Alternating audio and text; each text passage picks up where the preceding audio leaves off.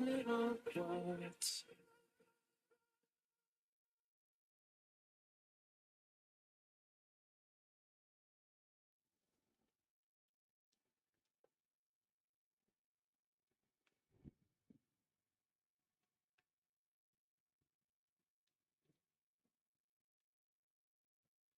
All right, ladies and gentlemen, fellow decoders around the world. It's been a minute. It's been a while since I've done one of these. Seems like it's been forever. So I wanted to just, as all of you should know, those of you that know, like always catch a surprise with what I'm doing. I don't necessarily am going to follow the pattern of my typical Saturn night that I do these What's Your Questions on. And I felt the itch, so I scratched it, and here we are. What's your question number 78? Platinum, which means a little silver on the periodic table. Sits right before gold, right after iridium. It's on its way to Mercury, the messenger. It's very interesting, platinum. Little silver, the average atomic weight of 195. So it's up there. It's right around with the gold aspect, the gold and the mercury and the lead and the iridium and the osmium and the rhenium and the wolfram, all those in that line. Chemistry is so exciting in the world of decoding. I hope that all of you by now are using these layers for your decoding efforts. I have my prop on again, and the prop is the sunglasses, and the sunglasses I'm wearing is to remind you that you're inside of a freaking movie. We are being watched. I will continue to say that because that is my truth. You're being watched. So the next time you're doing the cha-cha-cha in the bedroom and you get the blinds, like why put the blinds down? Why don't you just leave your windows wide open so everybody can see? No difference. You just don't have the eyeballs on you like you would with your neighbor across the way, but why not just leave your shades up, man? There's no difference. So we got a little bit of new environment. I got some new stuff coming out. I'm pretty jacked about what's coming for Decode Your Reality and the family, all of you. Big shout out to all of you Patreon members. Thank you so very much for your continued pledges and support. I'm taking all of you with me. And I got some really big decodes coming out. I just got back from the US and I had some major things happen to me, especially when I was coming back. I'm going to talk about that. It led to a few decodes. And I do have something new here, ladies and gentlemen. We have the card cam. We have the card cam now, and this is going to lead to some big, exciting things. I can tell you that these cards here are the cards of the day. The Queen of Pentacles, the Queen of Diamonds. Let me just move these up. And the Queen of Diamonds is linked to the Three of Diamonds, which is the Three of Pentacles, card 67. I'm using the Rider-Waite Radiant deck. And I just picked up a new deck. It's actually this one right here. I just picked up this one, which I'm not crazy about. I was going to use it, but I'm just not crazy about it. And I'm going to show you some of these cards. Maybe you want to pick it up. It's kind of cool, but I guess I'm just so used to my my cards. So that's something new. We got the card cam now. And you know what that's going to lead into? It's going to lead into some tarot readings. And I have a new platform coming out. This is something, folks, man, it's exciting. Woo, is it exciting? So I'm pretty jazzed about that. Really, really jazzed about that. Well, let me pop out this chat and get all of you here with me in the front of my face. Big shout out to the moderators, Steven, and do we have Pamela in here? Wow, Pamela's not here. Are you kidding me? She always makes it. All right, well, we got the big Steven Seguro in here. He's got the wrench. Be nice. We have no toleration for negativity, nastiness. It's all about love in here. Live and let live is the motto of Decode Your Reality in the family. Live and let live. You do you, I do me. We don't argue based upon our perceptions. It's a tall order. It's a very tall order. So, let's get into some of your questions. This is what's your question? All right, what's your question, 78? First question I'm going to take, I grind buds. I guess you're into cannabis. You say 7 billion people being watched. Yes. Everybody is under the watching eye of the all-seeing eye.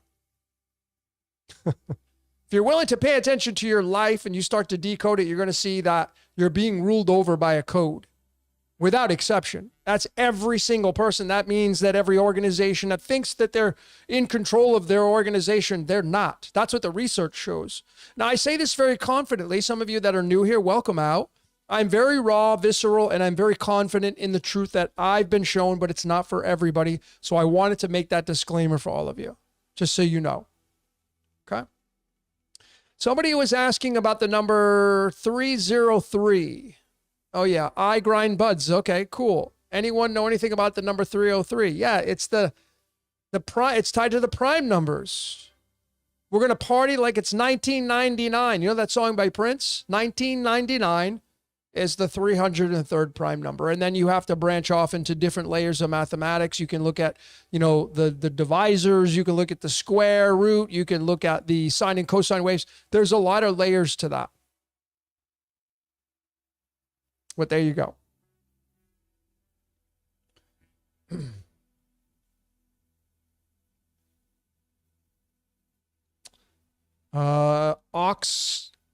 Oxygen. Do I have a sister? If that's, yeah, I only have one sister. She's 1 year and 4 days older than me. She's a 9 of clubs, and she's super smart.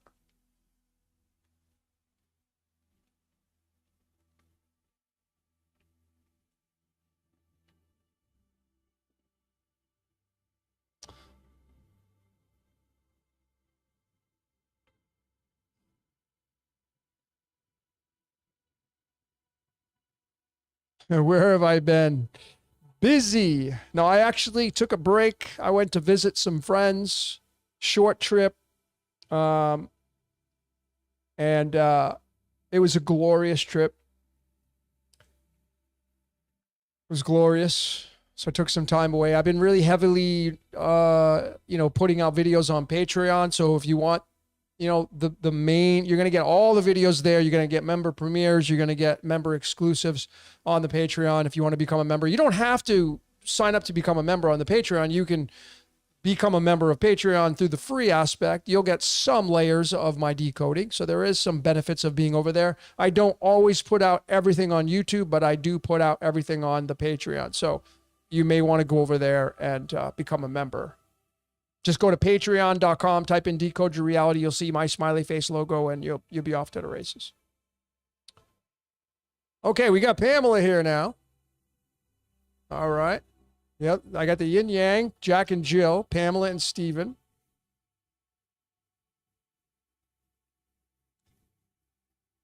Love stonks. The question I don't know if it's a male or female. Logan, my sisters both cut me out because I didn't take any advice. Well, so here's what I would do. Celebrating.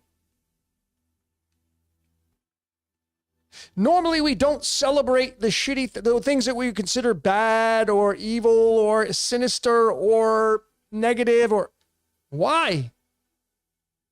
Everything's happening for you. Maybe that did you a favor. It actually will open up room for you to start spending time with other people that are going to be part of your screenplay, part of your cast of your movie. I know it's easy to say that because some of you have very close families and you would say, well, it's not that easy to do that. I get that. I'm not saying it's going to be easy, but I'm saying is that what I would be doing is celebrating. Things are happening for me. It's not always glorious. There's not always a red carpet rolled out. It's not always nice and fun. But when things happen, they're happening for you. And it will always be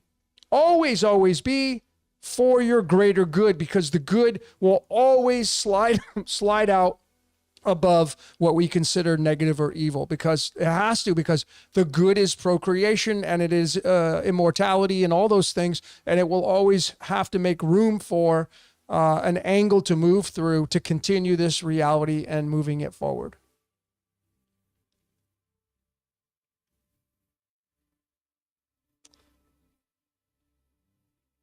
So that would be my easy answer for you. I try to simplify things, try to simplify your life.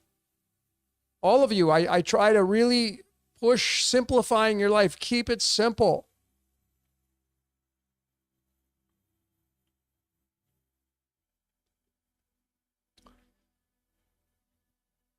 Yeah, Willow Dreams, that's a great statement. Rejection is protection. That's awesome.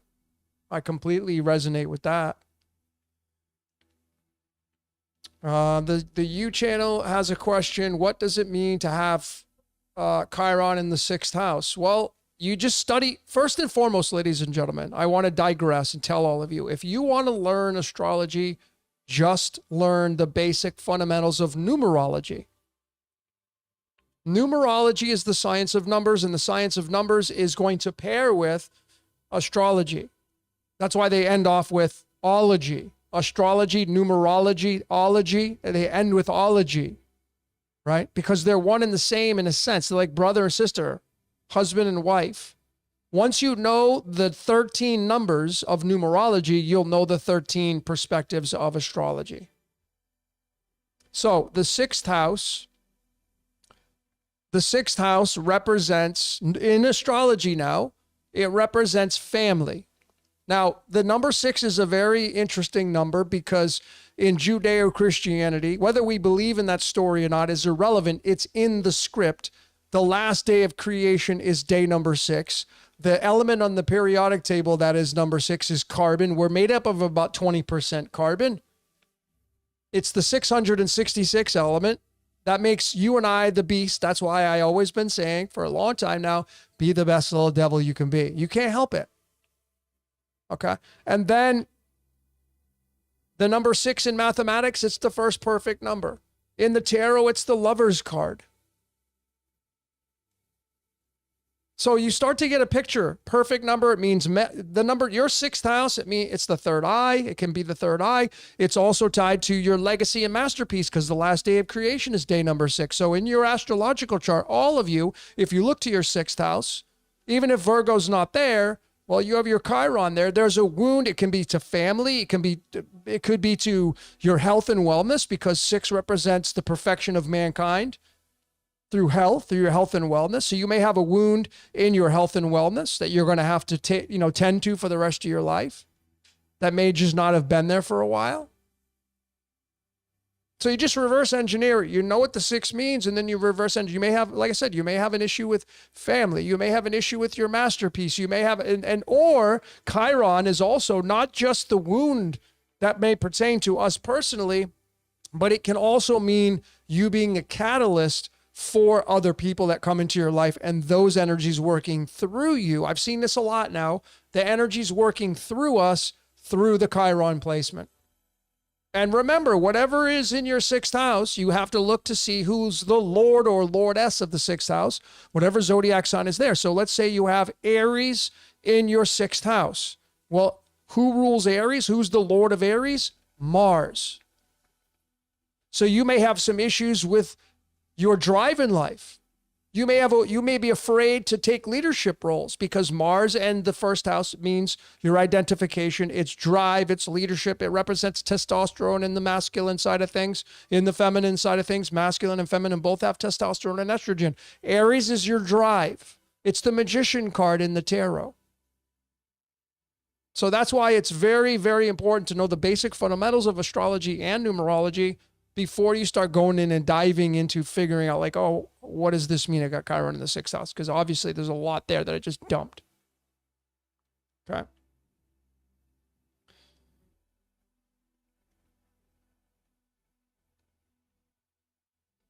John Steele's asking about, is zero the 13th? Yes, the 0 sits in the middle. So essentially, if you take the tarot cards and you start with the major arcana, the Fool sits in the middle because the Fool is card 0, representing the eye, the whole.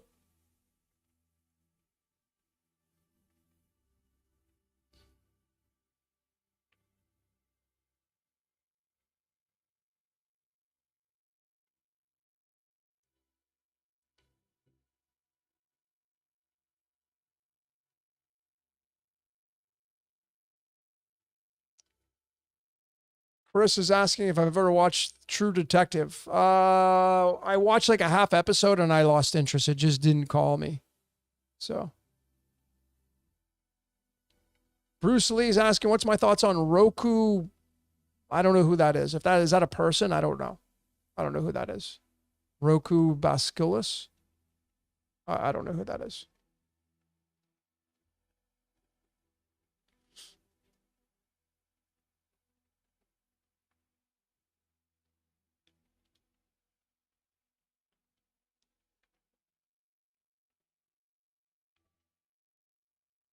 Pat Pips talking about the 404.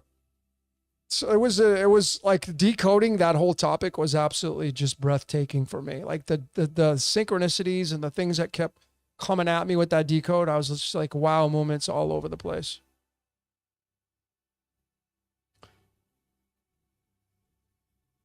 Watch Me Tower Fallout series. I started watching it when I was in the US. I watched 3 episodes, didn't really care for it.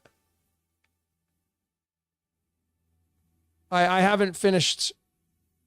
I stopped at episode 3. I watched it with my friends that I was visiting. It was okay. I wasn't blown away.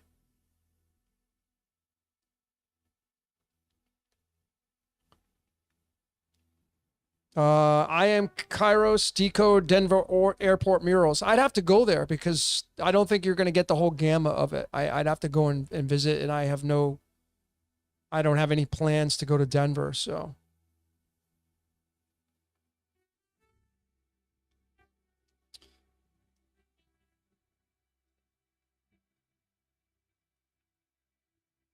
So how's everybody doing? It's been a minute. It's been over 3 weeks since I've been here doing one of these.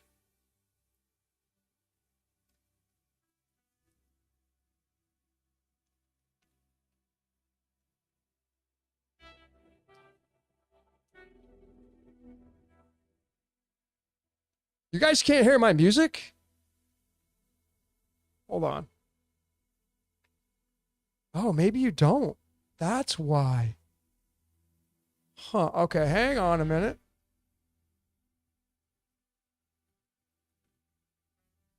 Okay, that's why you guys can't hear my damn music.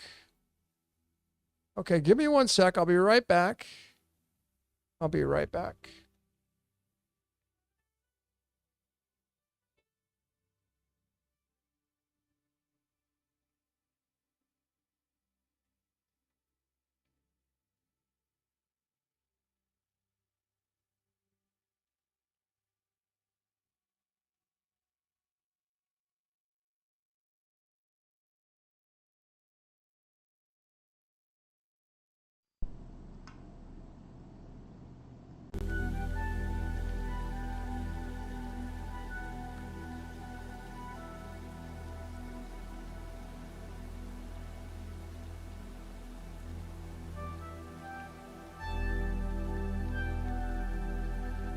All right, I don't know if you guys can hear that now. You should be able to. Let me know if there's an echo. Okay, you guys got it now? Yeah, I don't know what happened. So the whole time I'm sitting here with my intro, there was no music. Now I'm echoing. Okay, hang on.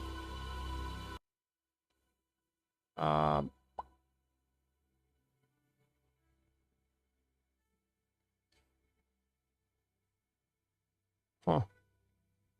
Yeah, I don't know what's up.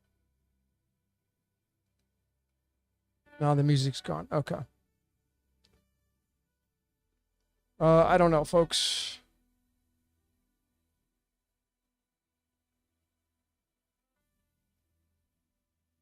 I don't know why this got jacked up.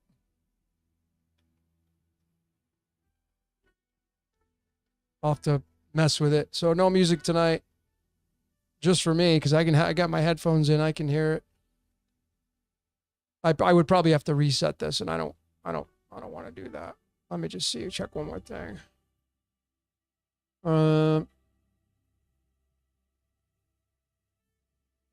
maybe it's because. Hang on. I think I know what it might be.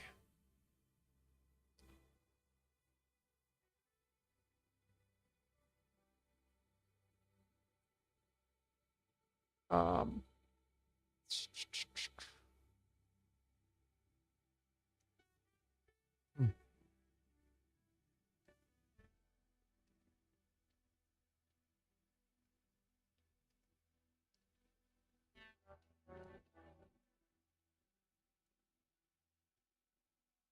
All right, can you guys still hear me? I think you can.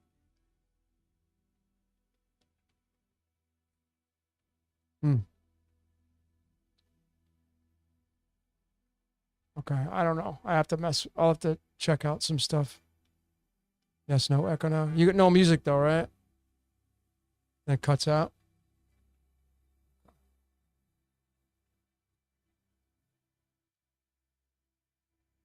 Let me see. I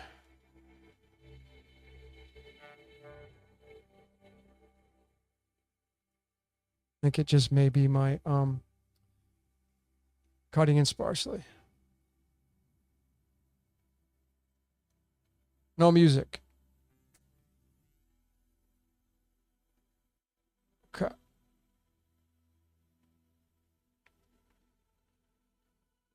Bummer.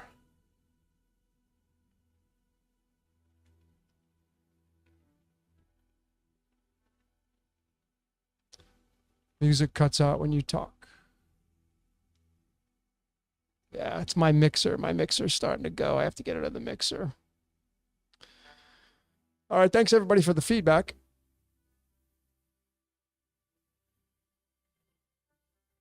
No music. Okay. But you guys can hear me good. Okay.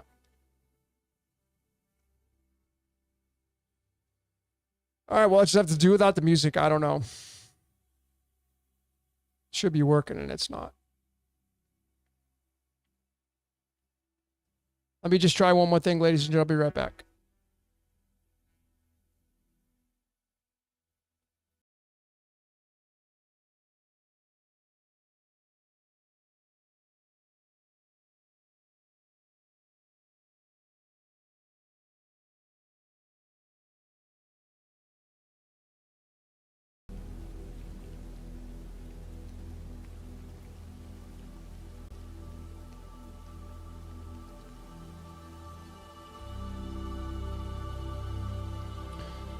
I think that did the trick. All right, cool. Yeah, I think it's because I plugged in my my camera. Cool. All right. Bam! That's what that deserves. Thanks, everybody, for your patience. I heard everything on my end. I have my headphones in, and I can hear myself talking. I can hear the music, but I think it was because I have the new card cam, and when I plugged it in, it probably just adjusted everything off my OBS. So it's all good. Okay, let's get back to your questions. Rick saying, what did you do in the States? Party with friends? I actually went to a friend's housewarming party / birthday party. Two really good friends of mine. One of them moved into a new house, and we celebrated his housewarming party. And then I had a friend, a very, very close friend as well, celebrate his 50th birthday party. And I got to go and hang out and have fun. And I just decided to read cards. So I sat down for probably, 3 hours of the night, and I was reading tarot cards for people, and it was amazing. So that's what I did.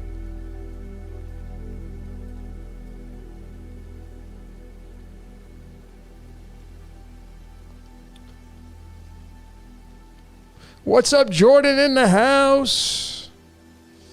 Dude, call me, man. Let's talk tomorrow. Let's do a podcast. Folks, I can tell you right now, I already know. Me and Jordan and I have a podcast to do again. It's been so long, and I'm putting you on the spot, Jordan. So please go over and support his channel, Waters Above. Every Saturday, he does his live stream, typically during the day. 2, 3, 4 hours of just complete amazingness, showing you and telling you his viewpoints, answering questions similar to what I do. I do similar to what he does. We're both kind of, trying to give all of you some things to take into perspective. Jordan does a phenomenal job. He was born to do this kind of stuff. So please go support over at his channel. Take one of his courses. He's got his mastermind course. He's got his crypto courses. If you want to learn how to do crypto, please get out. I don't trust anybody. I would go right to him if I had questions on any of that kind of stuff. So if you're interested in getting involved in cryptocurrency, he's the guy to go study under, So go check him out. Thanks, Pamela, for putting Jordan's YouTube channel there.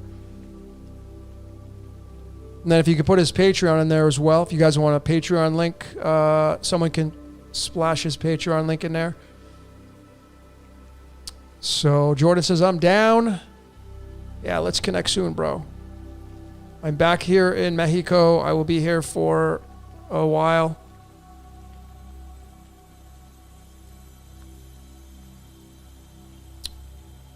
Okay.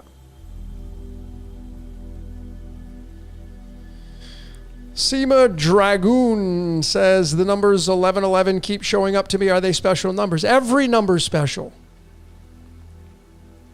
1111 is like, the number 11 is like the eye, and the eye staring in the, it's like you looking in the, go in the bathroom, take off all your clothes, and stand like you're a popsicle stick.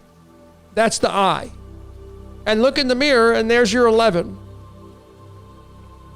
So then you have another aspect, the 1111 with the semicolon in between, if you want to bring in the digits and all this kind of stuff. But the 11 is staring at the 11, just like the 1 staring at the 1.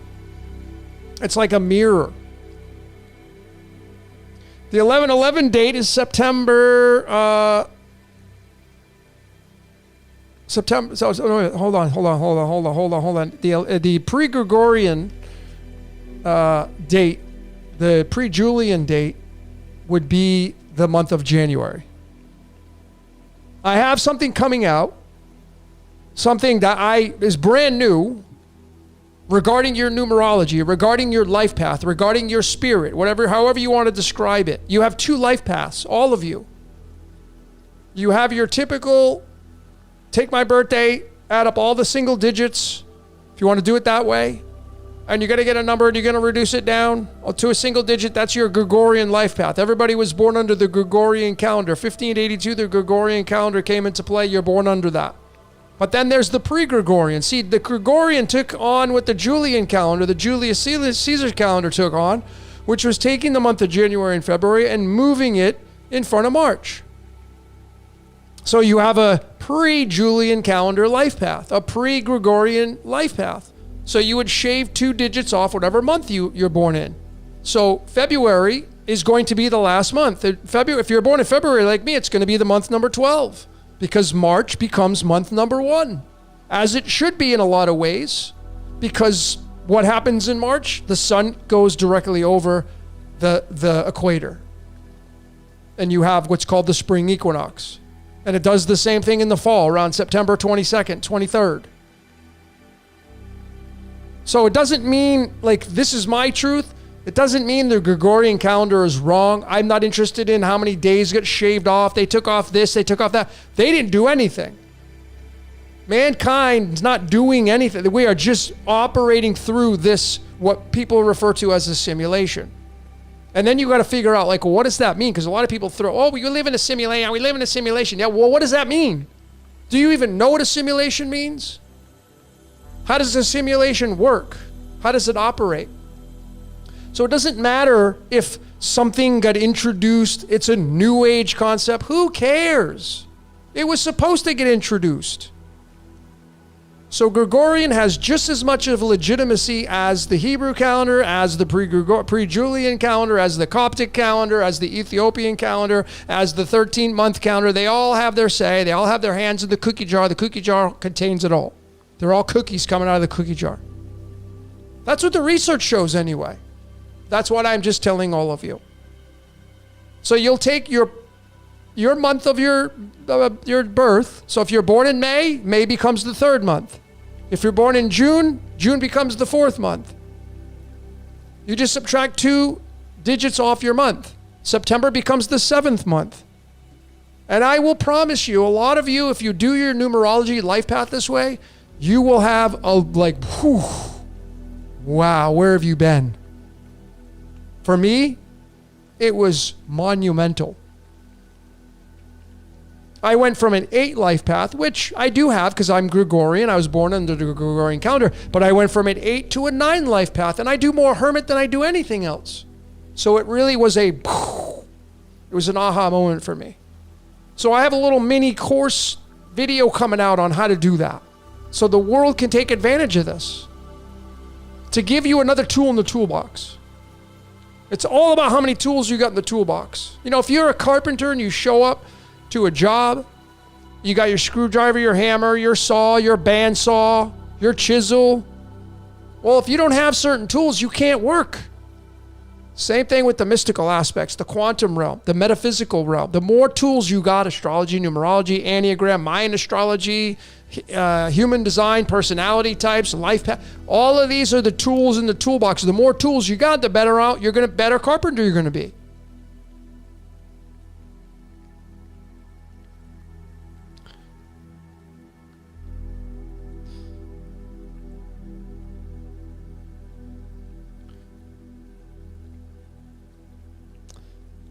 Emerald Falcon, have you decoded anything special if you were born on Pi Day?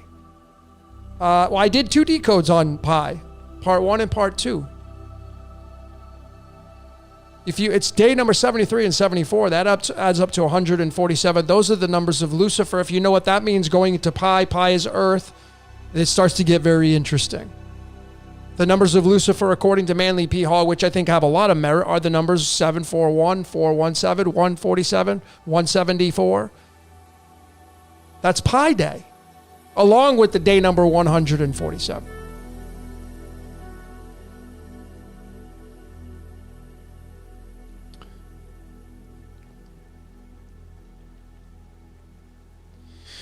Supernova. Thank you. Hope you're doing great as well. When's the new podcast with Jason? I haven't been following his research, and we haven't been communicating, so I don't know if that's going to take place anytime soon. To be honest, and I've already said this, I don't really resonate with his behavior, with him trying to debate people. That's on him. Nothing bad about it.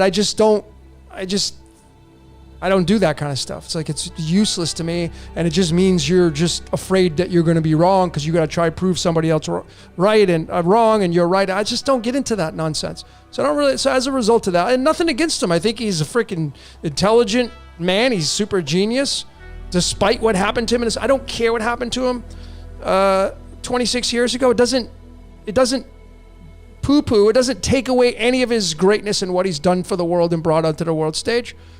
I love that shining aspect of him, but I just don't resonate with his behavior. That's like I told Santos. I don't resonate with that low-hanging fruit behavior, man. I just don't. So that's just my take on it. Do I have love for people? I still look at the good in people, yes, but association with certain people, that's different. So I'm very outspoken on this, but again, doesn't mean I'm not trying to prove anybody wrong, and I'm certainly not saying that his information is now deflated and there's no merit to it. No, absolutely not. Absolutely not. But thinking that you have it all figured out, thinking that you're right and superior over everybody else, and you got to go debate and tell them that they're wrong, that's just no. You don't have it all figured out, and you're not right on everything, and your macho ego is in the way, which everybody has that. I don't resonate with that stuff. I just don't.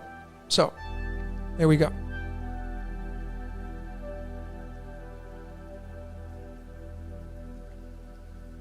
Pat Pip says, I wish you wouldn't be so hard on him for the debating. I'm not hard on him. I just think it's a waste of time. Jason is already great as it is. He's already super intelligent as it is. If he just took all the energy he wants to put into debating and moved it into something constructive that would help the world, he would have a much greater channel. But no, you want to go into, you're never going to catch Billy Carson. If Jason's listening to this, dude, you're never going to catch Billy Carson. He's almost to 1 million followers. He's been around a lot longer. So if that's the angle that you're trying to do, I mean, that's a waste of time. In my opinion, that's a waste of time. It's his truth, and his truth is his truth. And you guys and gals know that that's what it's all about. It's not, if you think if everybody lined up their truth on a table, some of your shit would be wrong. That includes everybody. So how can we go around and say, oh, you're wrong and you're making up stories? It doesn't matter. Life's a story, man. This whole reality's a damn story. It doesn't matter who is putting out stuff. They are doing their job. We're living in a scripted, predestined reality. If we have any little bit of wiggle room, ladies and gentlemen, it's to live and let live and just go do you. Please go do you, man. The world needs you. The world doesn't need you arguing and debating and trying to prove people wrong. Doesn't need that. We already have enough of that. That's my take on it.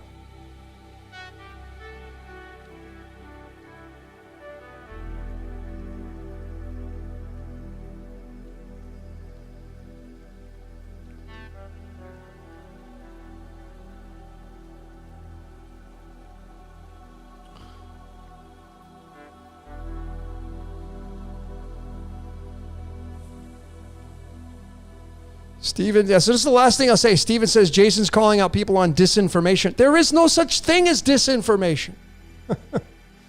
It may be disinformation to you. It's like this whole reality is not even real. It's not even real. It's a freaking movie that's going to get washed away eventually, and all the things that we're doing are going to be freaking meaningless. Meaningless.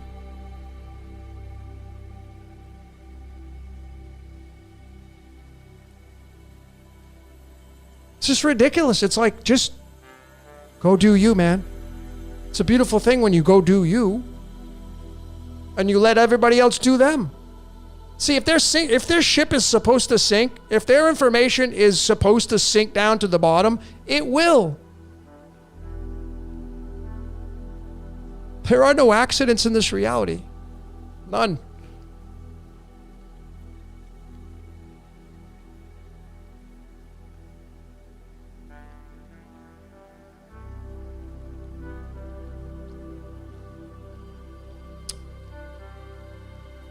Yeah, I had somebody send me something on the whole thing that happened to Jason like 5 days ago, and I was like, I don't care. I'm glad I'm not him. But then, of course, yeah, people coming out. If something happened to me, oh boy, people are going to come out. They can't wait to get on that wagon and let's go. They can't wait. That's our world, man. That's the world we live in. People just are frothing at the bit to be able to jump on and crack that whip, to get on you and say, you see? There's these people out there, man, that they have nothing better to do but sit there and make videos about people and dirt. It's so ridiculous. So ridiculous.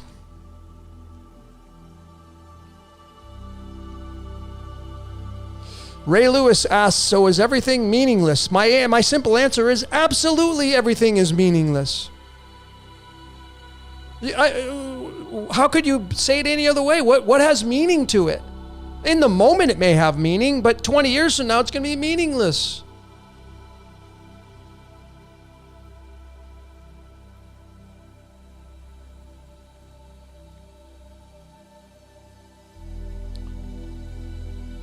Dooms says it's just the reality forcing them to be little devils. Yeah, so people would say, well, it's just part of the script.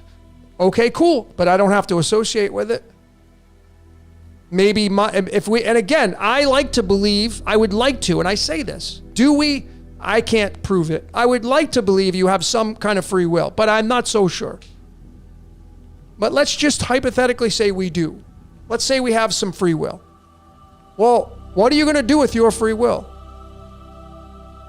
The research shows your life is not your own. That is my guarantee fact right now. Whether you believe it or not, I will show all my videos, 500 plus, showing you that we live in a scripted, predestined reality and you don't have a choice in the matter. But if you have a little bit of free will in there, a little bit of slide and slope, what are you going to do with it to make that difference? I ain't going to waste mine away. I'm not going to piss mine away. I'm not going to go. And not only that, folks, when you go debate people, you're making them bigger. You're feeding their energy. It's so simple. Anyway.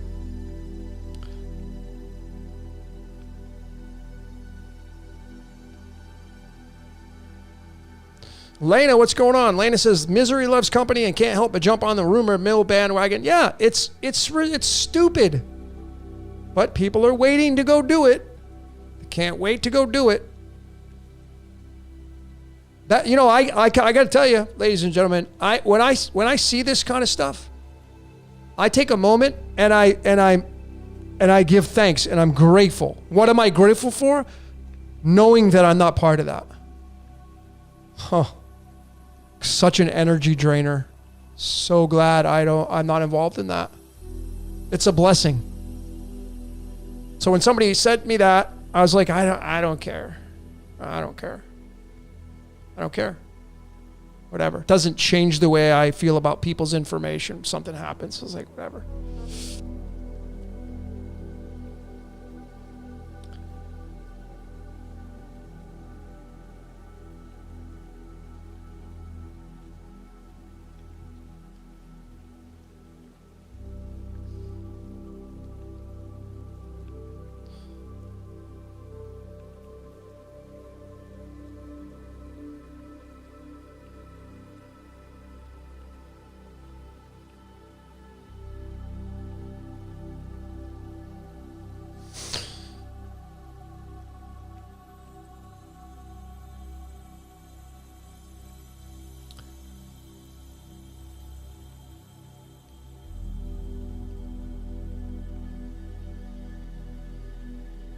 I've had a lot of people. I've had a lot of people ask me, "Oh, you should join forces with this person. You should join forces with that person."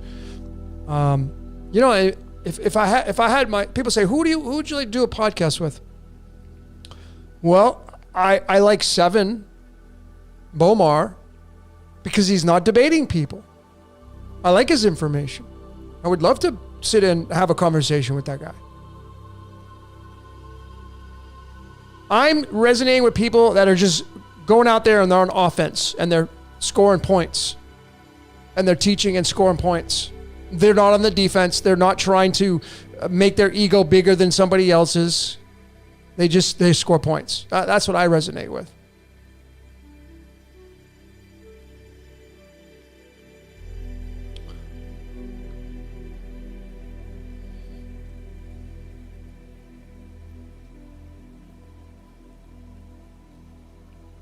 Did the cats miss me? Oh, yeah. They're funny. It's so crazy. The cats I have, especially here, the outdoor ones, they're mostly all female. I have all these female cats around. It's pretty interesting. And watching the female cats that are alpha, it's very interesting.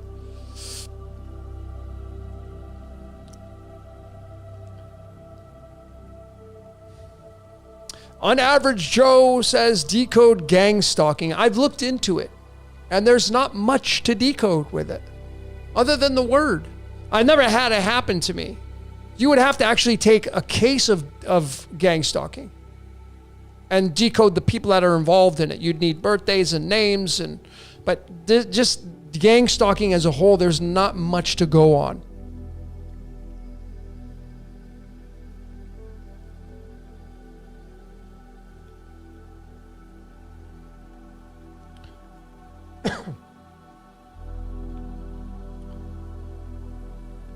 I haven't decoded Lilith, Black Moon Lilith. I haven't, although I do look at Lilith when it comes to astrology.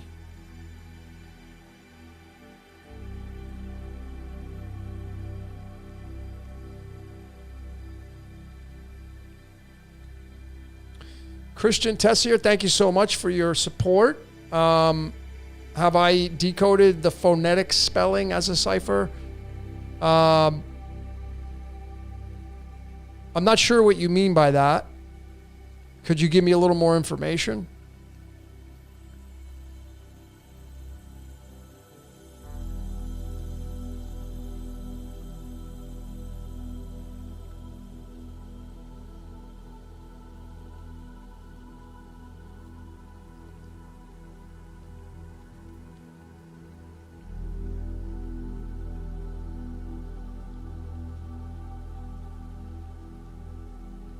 The U channel's asking, who is watching the show? I'm assuming you mean this reality, and that would branch off into so many different answers. The simple answer would be God, right? God would be watching. That's the simple answer for all of you to understand what I'm saying.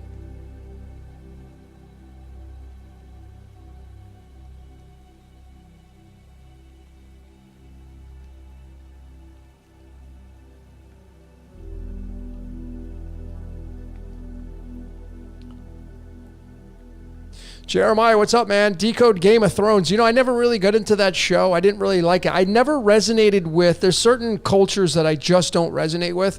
That culture is one of them. I don't resonate with that culture, and I don't resonate with the Wild Wild West. I don't really resonate with those cultures. I don't like watching Westerns. It's not fun for me. I don't know why. So I never even watched Game of Thrones. Steven's asking about Decoding the Pharmacy. Is that a show? Not sure.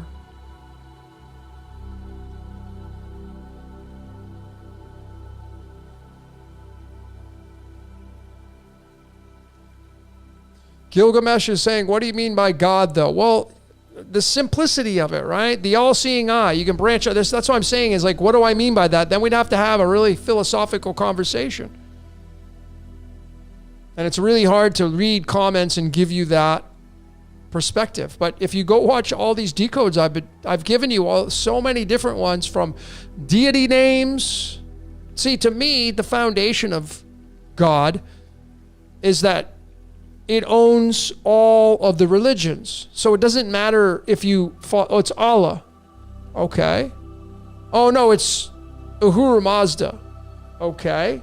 Oh, it's Yod-Heh-Vah-Heh. Or it's this, or it's that. Well, my simple answer is, it's all of it owns them all. It owns all. It's just one energy that owns it all. It's a Ponzi scheme. So if it doesn't get you one way, it's going to get you the other. If you want to pledge to religion and you want to give your energy to that, it doesn't matter which one you follow, what books you read, and which one you follow. There is no cookie cutter way, because the simple research shows that it owns it all. I say it. It being the voice in your head. That's God. The voice in your head, that's it. The supernatural.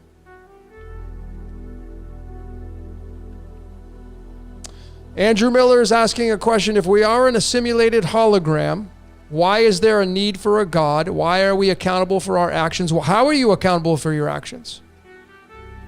What do you mean by that? Well, certainly you would say, well, if I speed, I get a speeding ticket. Okay. So are you talking about that? Are you talking about being a glutton and getting fat? Getting overweight because you eat too much food? Are you talking about being someone who's very angry all the time and you then have some other thing happen to you that when it has to do with anger, maybe you end up, like stabbing somebody and you almost killed them? Are you talking about that accountability? And then I would go all the way back to your first question. Are we in a simulated hologram? What does that mean to you? Very, very soon, I'm going to do a presentation on what I think it means. What does it mean to be in a simulation? I have talked, I'm not the only one. Like, I have talked about the definitions of what it means to be in a simulation. What does that mean?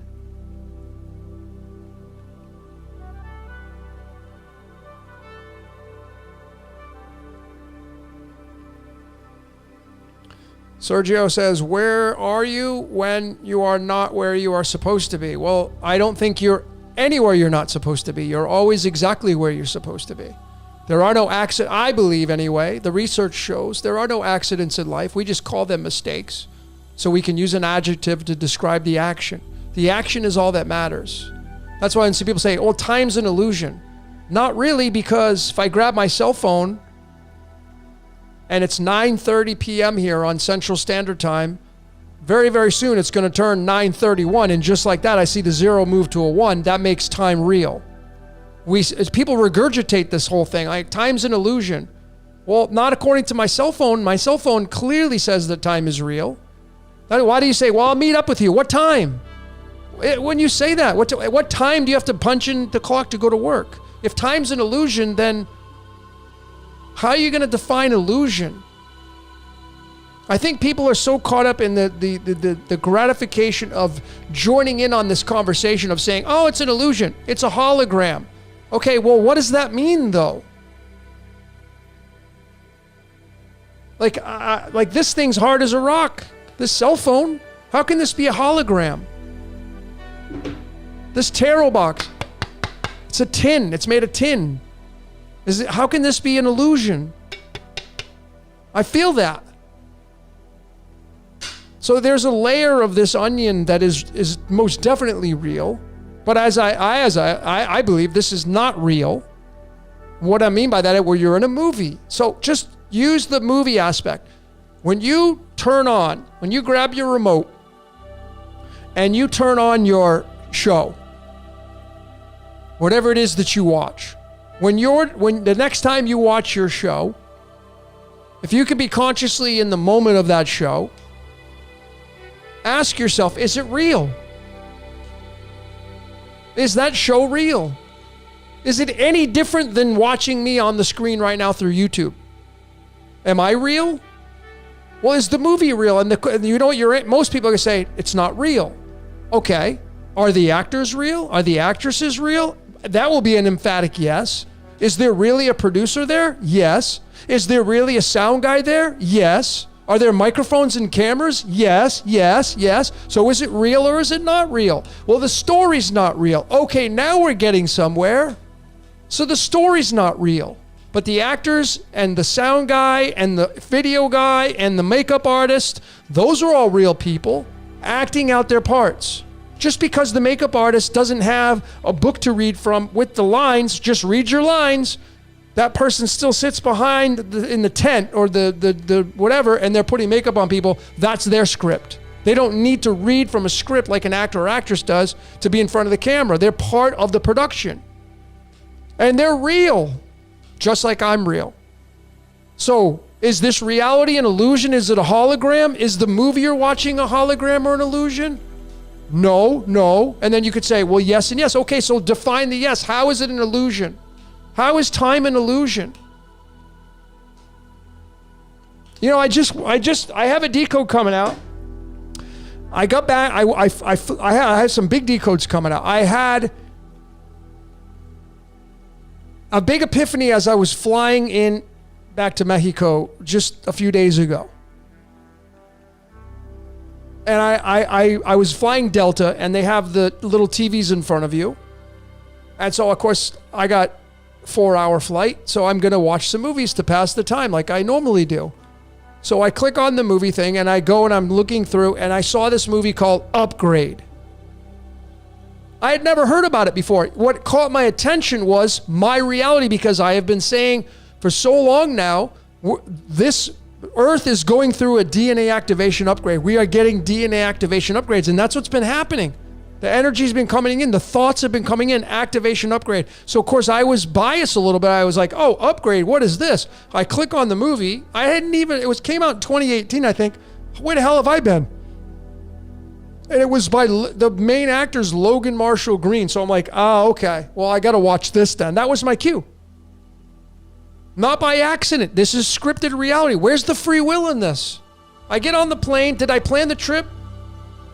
Did I plan to sit in that seat? Did I plan to pick the airline with the TV in front of it? Because, you know, I flown United going there. They had no TVs in there, so I couldn't watch. There was no option for that.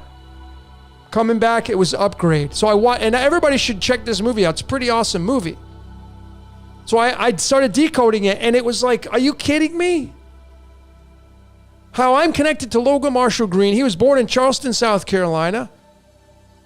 He's an actor. He was also in Prometheus. I've done a decode on Prometheus. I went back and looked at my decode on Prometheus, and the day that was picked for me to put it out, which was on a day that has Promethium, the atomic mass of day 144, 145. That's what I put out my Prometheus decoded. May 24th has day number 144, 145. That's the atomic mass of Promethium. I didn't pick that.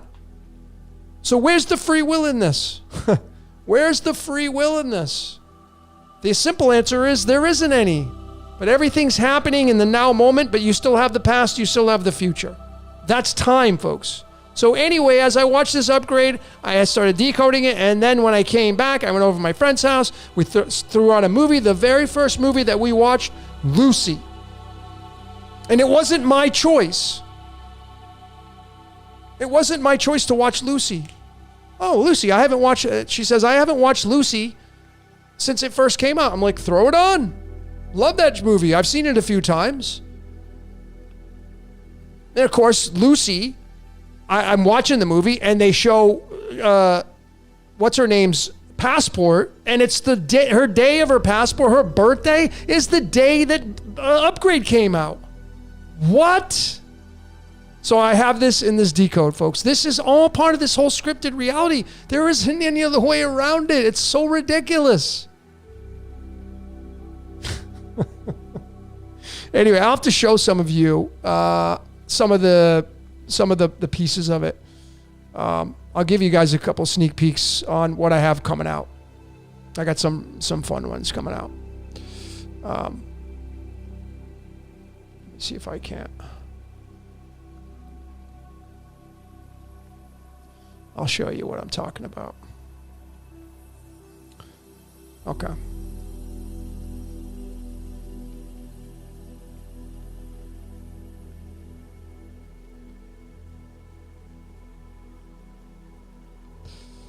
Culty Talk says, well, Sims aren't really free either. They have some freedom within the game, just like we do in this game.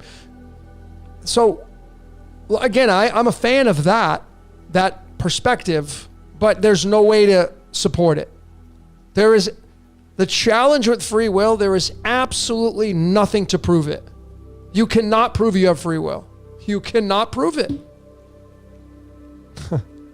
That's a 1 + 1 = 2 fact. You cannot prove you have free will.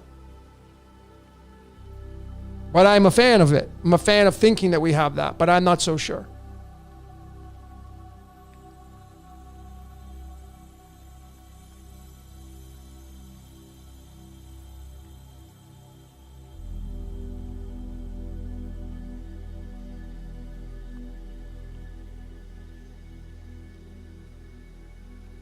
So anyway, I was getting to the point of that. I was saying that, so some of you, like, people say this, time's an illusion. Well, again, so I'm watching Lucy, and I caught a big thing in Lucy where she's sitting in the chair, you know, she's scrolling through the timelines.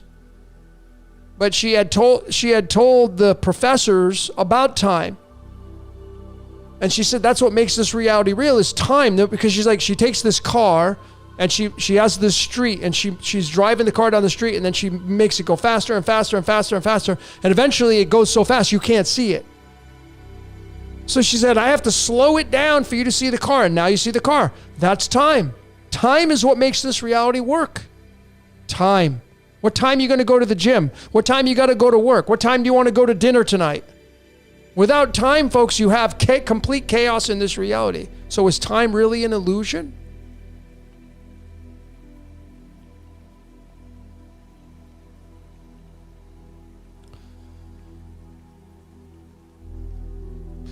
On average, Joe, have I ever had any supernatural experiences? No. I haven't.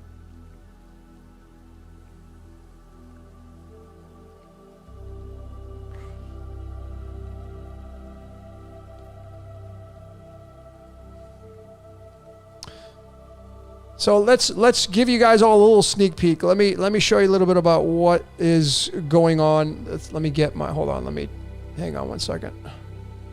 Let me just get my cursor out.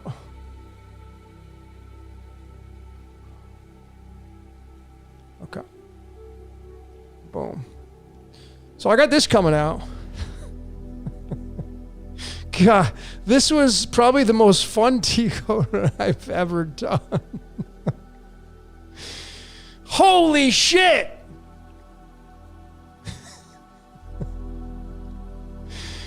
And of course, I did not plan this. I didn't plan it, but the Decode planned it out for me. And it started with this one right here. I put this on all my platforms. And this just came to me, so of course, in the beginning in Hebrew is bear shit. It's the opening phrase of the Torah, the most popular spell book in the world. This is the first word in Hebrew that describes in the beginning. So I put here, it's simple. God took a dump, and here we are. And stop thinking you're special, because you're not. No one is. And are we just shit? Because, ladies and gentlemen, if we're made from the ground, if we're made from the dust of the ground, well, what do you think a bear shits on? That's why you hear that saying, does a bear shit in the woods? That's a yes. So since we're made of the ground, and the ground is fecal matter, now you're beginning to see why you can get into this holy shit. Holy shit. Yeah. So I'll give you one more slide on this one. This is what it looks like in the tarot. So holy is 16, which is, I mean, imagine this is somebody taking a dump. Boom! You have a bowel movement, and this is what pops out. Death. You have a bowel movement, and death comes out. And it's holy. It's holy shit. All right, so I got this decode coming out. That's probably the most fun one I've ever done. And this is just, to me, whatever created this reality, again, is a stand-up comedian. It's going to be using me to show you the comedy, because there's no other way to describe it. So there's this one I have coming out. And then I have the upgrade decoded. Whoops. I have this movie here, Upgrade, decoded. And of course, again, coincidentally, his first name matches the name I go by. He was in Prometheus. I've decoded Prometheus. And I've been talking about Upgrade for so long. For so long. And that is just interesting because I go look at his birthday, November 1st, and I compare it to mine. Look at the ridiculousness. I was born on the 35th day of the year. I was born on February 4th. He's born on the 305th day of the year. Coincidence? Am I just trying to mock people? Am I trying to get one past you folks? I mean, seriously. This. I don't even know the guy.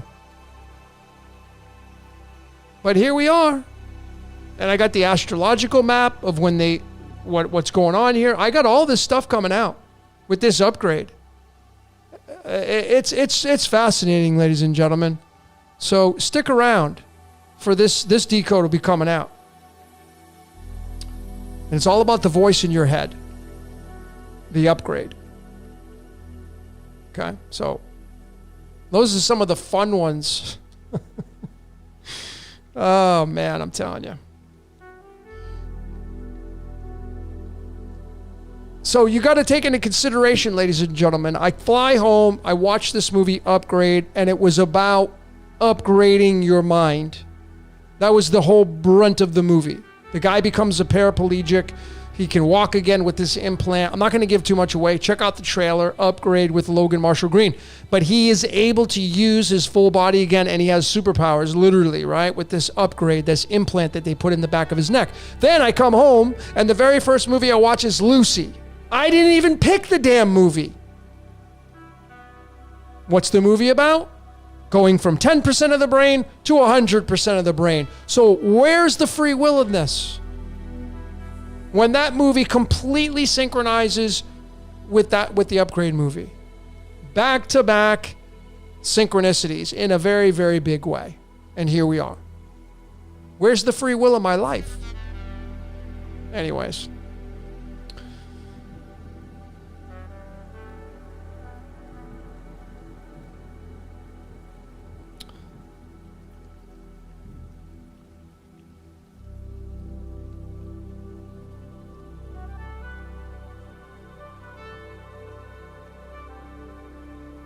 I'm telling you, folks, I mean, the word shit is 13. The word Bible is 13. I know if I say that straight off the cuff, people will be like, how dare you? You know what shit means? It's the game. Shit is 13. Game is 13. This is all the 13, the colony, the round table of the 13. It means shit. Shit happens. Holy, what would shit be if it was holy? Holy shit. You start thinking about it. You start thinking about it. You start thinking about it. But shit is 13. Bible is 13. Game is 13. These words in numerology. 13 sits in the very dead center of the astrological wheel. That's why you have 12 zodiac signs. And in the very middle is the sun, the moon, the portal to get in. The zodiac wheel is your eyeball. The 12 apostles is the color part of your eyeball. It's the iris of your eye. And in the center is the black sun. That's why you're the little devil. We're the little devils down here.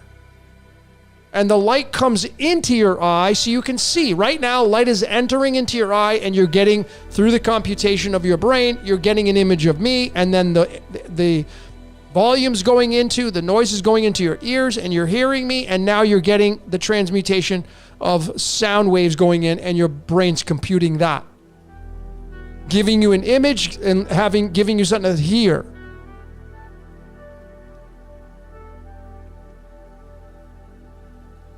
"12 apostles right here. Black sun right here. Sunlight going in.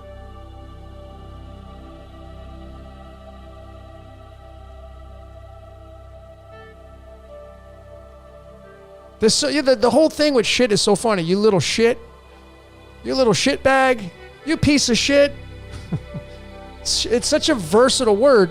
What does it really, really mean? Well, numerology-wise, it's tied right to the Holy Bible. And I've already decoded the Bible more times than I could ever care to even think about at this point.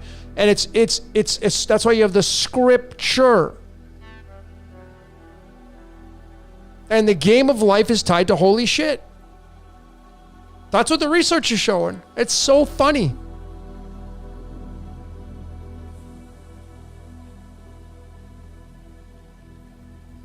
And I'm telling you, it's so funny because holy shit is 29. Holy shit equals 29, just like lukewarm equals 29. So you want to escape this reality, you got to be holy shit. We're shit. We're made of dirt. When you die, when I die, you're going to go back down where the feces go. You will, whether or not you get cremated or you get put 6 feet, whatever, Eventually, you go back down, and that's where you're formed from through that story. Now, if you don't believe that story, well, then you would throw this out the window and you would say, well, but it's written into the script. But let's just remove religion from this. When the fact is when we die, you go back to the dirt. And the dirt has a contract with the sun above and the water cycle and nature. So if you remove any dogma, any stories of these deity names and all these things that we decode, which I've done a million times, you take all those away, you go out into nature, you study nature, and the water's there, and the precipitation is there, and the sun's there, and the dirt's there. And the rocks are there, and the sand, and the gravel. That's all there. I don't need to have a name attached to these things in nature. That is it. And the shit is the dirt. That's why the game of life is the dirt. It's the shit. That's why you can say, I'm the shit. So you can turn it around. Yeah, you are. You're a big shit. But it goes both ways. It's like when next time you go to the bathroom, next time you sit on the porcelain throne, it's going to pop a devil. You're going to poop out a devil. That's fecal matter. That's waste. You're in the belly of the beast. What happens in your stomach? If you eat food, it goes into your stomach, the digestion process starts, and then your body starts to separate, and out pops a devil in the toilet. That's fecal matter. But it's not just waste, folks, because that is going to be used for the soil. Why do you think when an animal goes to the bathroom outside, it's nitrogen for the soil? And then you get the dung beetle, and that's where you're going to get the story of reincarnation. The dung beetle, poop, shit, reincarnation, recycle, reincarnation, recycle.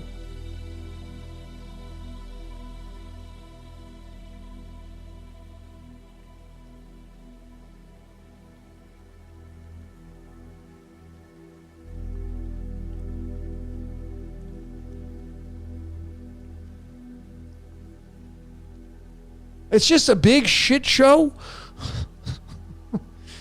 And it's a comedy show.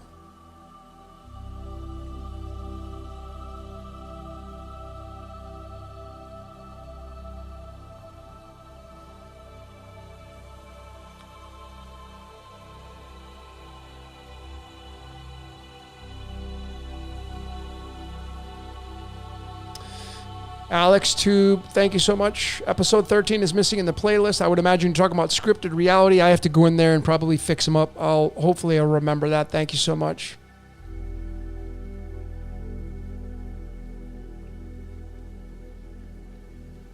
Twisted Reality's asking, so what's your answer on finding the exit portal? Well, I have many decodes that you can watch on that exact topic. I'll show you.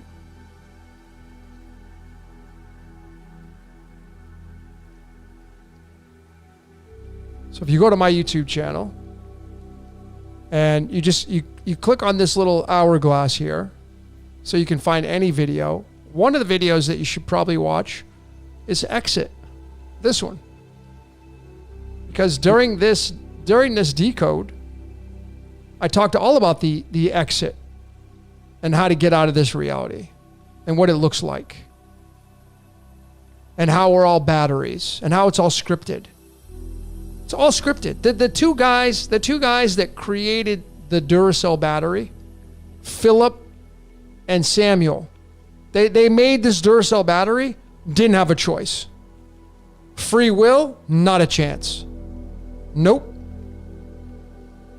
I covered it all in this because we're all little batteries and you're the little devil right here. So if you want to exit the game of life, you got to exit the devil. And what is the devil? Desire. Desire. This is holy shit. Holy shit's 29. Yaldabaoth, the Gnostic demiurge tied to holy shit, which is tied to the Holy Bible. What do you think runs the Holy Bible? Yaldabaoth, the Gnostic demiurge, which goes by every other name in the book you can think of. How can there be any exceptions when the code says that? So there's this one. And then if you check out my Prison Planet series, I talked all about how to exit this reality, especially I think it was in Prison Planet Part 2, on how to get out of this reality. What my take is on that. And then I had, I think, Spit You Out. This one right here, this special preview, I talked about how to exit this reality. And then Final Boss, you know, and what is the final boss? It's you. It's just you against you. That's as simple as I can put it. It's you against you.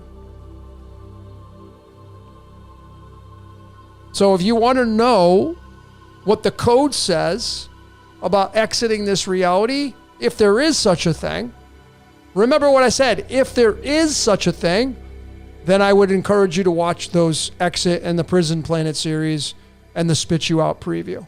And become a member of Patreon, and I have other things in there that go extensively into the information that goes further into and giving more layers of exiting this reality.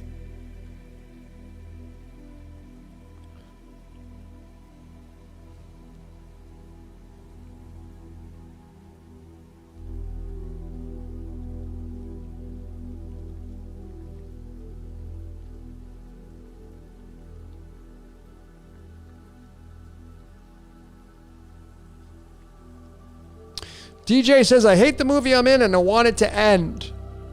Okay. So the only thing that I would encourage you to look at is what are some of the things in your life that you're grateful for? Forget about like, oh, what makes you happy in life? No. What are you grateful for? Start there. And I can guarantee you, if you were to sit with a piece of paper and a pen and start write out things you're grateful for, you'll fill the paper up. If you're honest with yourself. The very first one is, I'm alive. Check. I'm grateful that I'm alive. When you wake up in the morning, are you grateful that you got a good night's sleep? Check. Are you grateful that you woke up and you're not feeling like shit? Check. Are you grateful that you woke up and you can go get a glass of water? Check.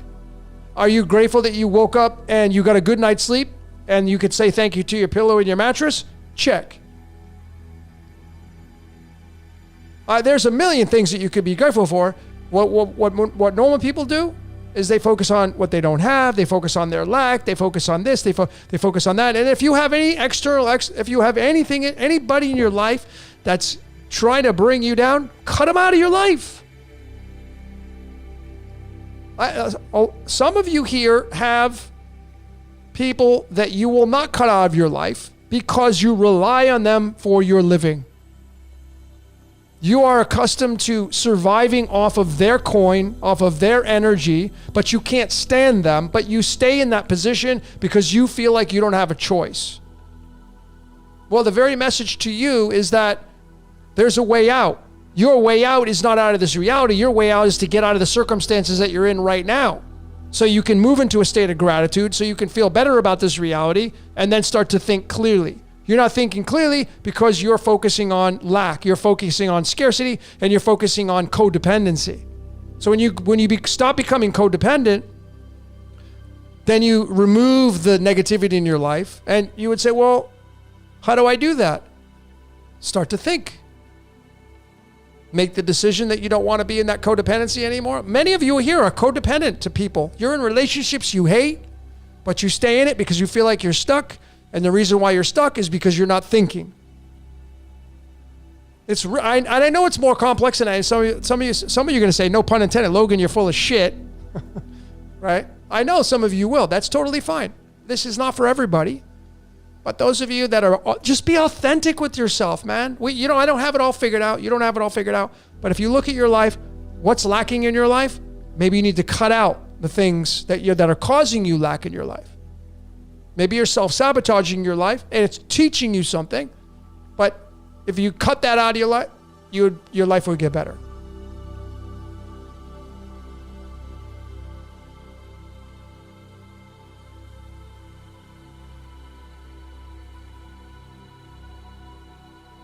Justin says, wait till the shit hits the fan. Yeah, see how beautiful this shit word is? It's great. It's so versatile.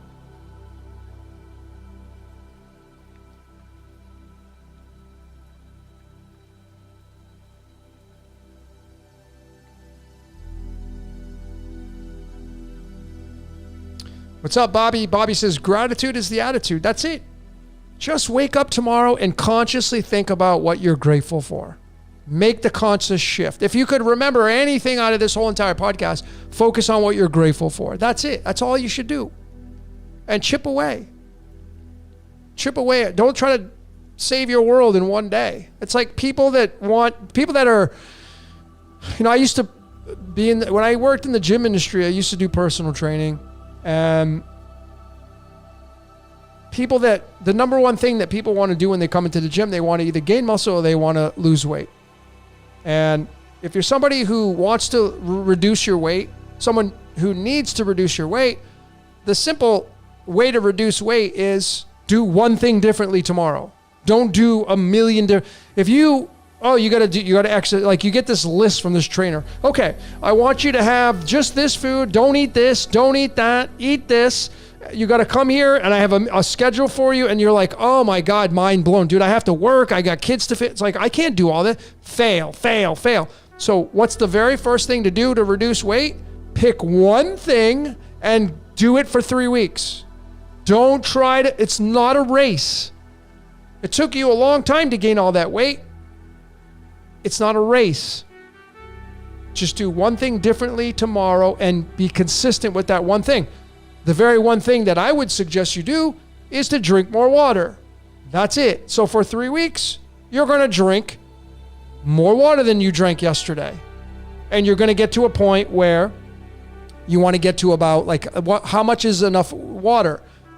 At least 2 liters of water would be my suggestion without giving you any kind of recommendations. I'm not a doctor. I have to say this world that we live in. But what I would do is I would drink at least 2 liters of water. Like this right here. This bottle is my glass.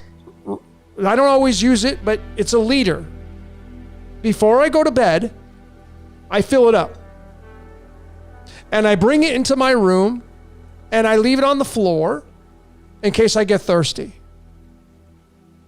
When I wake up in the morning, the very first thing I do is I grab that bottle of water and I drink it. The whole thing. It may take me 10 minutes. It may take you 30 minutes. But before I do anything else, I make sure this is the priority. Not coffee, not tea, not soda, not food, not breakfast, agua. That is my priority. For 3 weeks, my job, my responsibility is I want to reduce weight. 3 weeks, 2 liters of water. If you can get to that, congratulations. Then you move on to the next thing. So now you have this as a habit. You move into the next habit. You add another habit on. Now maybe I'll go join a gym. Great. Because now you're doing at least 2 liters of water. You want to get up to about 3, to be honest. That's my opinion. But you want to get up to 2. And now you can add the gym. Then you start working out.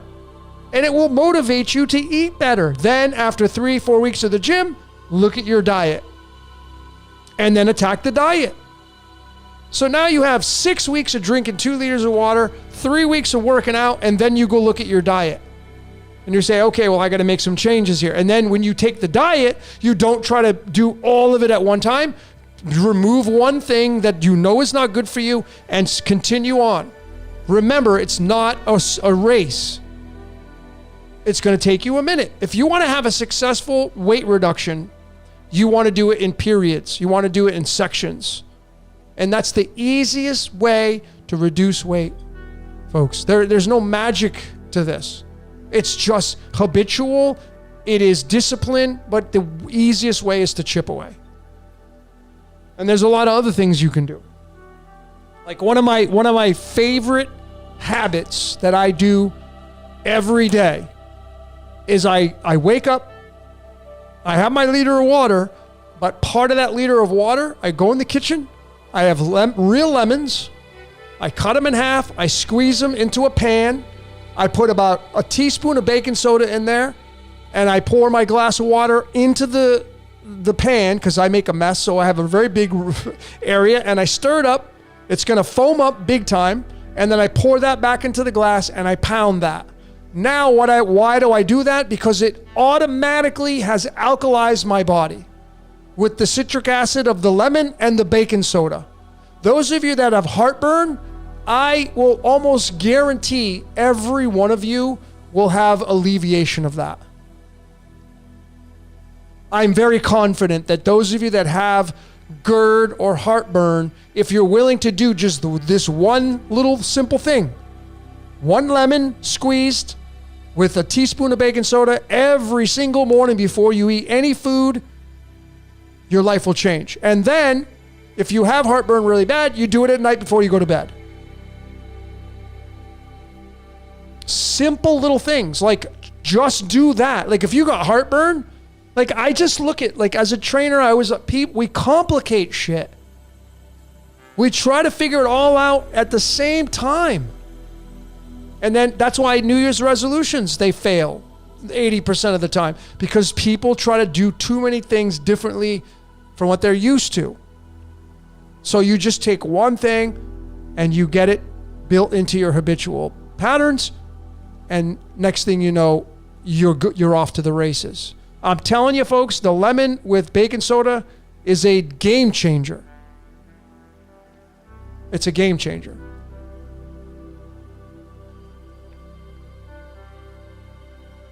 Not just those of you that have lemon, awesome. I mean, I'd also do apple cider vinegar, but again, we're like, oh shit, now I got to do that. No, just keep it simple. Most of you can get lemons. All of you can get baking soda. It's so inexpensive. It's a game changer. A lot of you are slaves to your stomachs. You're in the habit of eating because your stomach says, feed me. Maybe you need to switch it up. Maybe tomorrow, when your stomach says, feed me, you say, no. No, I'm not going to feed you. Why do we eat when the hunger hits?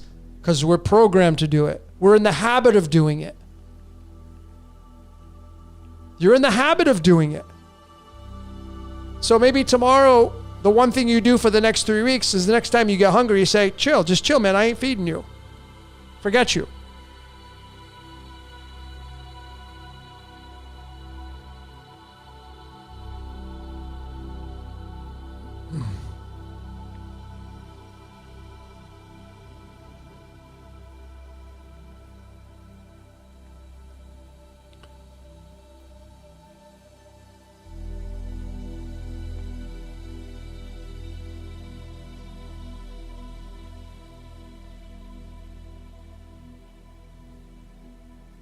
The stomach is a whole, so Doom said the stomach is a whole beast. Yeah. Many of you are slaves to your hunger. Many of you are slaves to your food. When it says feed me, you cave in right away. You're also, a lot of people are in the habit of saying, I'm starving. Not really. You're not even close to what that means. See how we easily just regurgitate something that has absolutely no bearing on our lives? You're not starving. You're hungry. But we say I'm starving, and that starving is much more dramatic than saying I'm hungry. When you say I'm hungry, it's not as dramatic as saying, oh my God, I'm starving.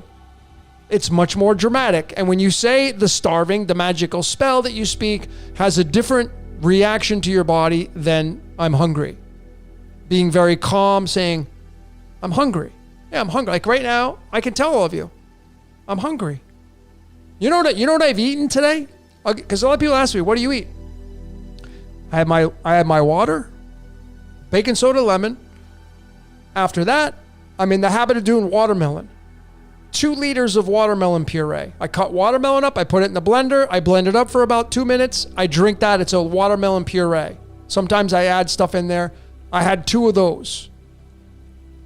That's what I had this morning and this afternoon. Then after that, I had a grapefruit and 3 oranges in the blender with a little bit of water. I drank that. It filled the blender was filled all the way to the top. That thing filled me up. That's what I had. Then, after that, I had a whole bag of mandarins because they're in season. I had a whole bag of them with some yogurt and some pistachios. That's all I've eaten today. That's it. And I'm a little bit hungry right now, but I'm not bad. But I can tell it, I can shut it off. And so can't you. It's not that difficult.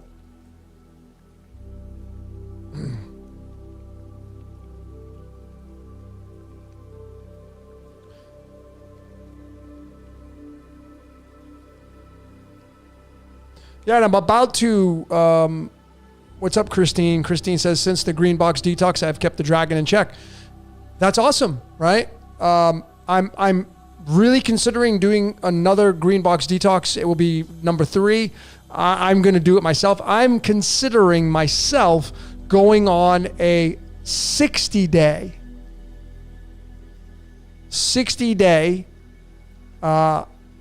it will be a juice only. And I'm going to create it around puree, not liquid juice. Because it fills you up. Yes, there's digestion involved, so it's not as strong of a detox as if you just drink the liquid pressed juices, but the satiation is there. It's much easier to do. It cleans you out, and it's just, I mean, it's in season now because we're coming up on summertime, and it's everybody should have access to fruits. So I'm considering doing this for all of you, 60 days myself. So stay tuned for that. Seema Dragon says, have been using Crealkaline with AAKG, alpha ketoglutarate, with great results. You are so welcome. Remember to cycle that. Remember to cycle that stack. How long do you stay on Crealkaline and AAKG? 3 months. Then you come off for a month or 2. If you want to go 4, 5, 6 months, yeah, that's totally fine. Your liver values are probably going to be out of check because of the creatinine levels will go up artificially, of course, by the Crealkaline, but it can happen. But the results of that stack will diminish just like anything else. 1 cup of coffee is not good enough. I need 2. Same thing. So when you stop taking it, you take a break, you go back on it, and it gives you something to look forward to.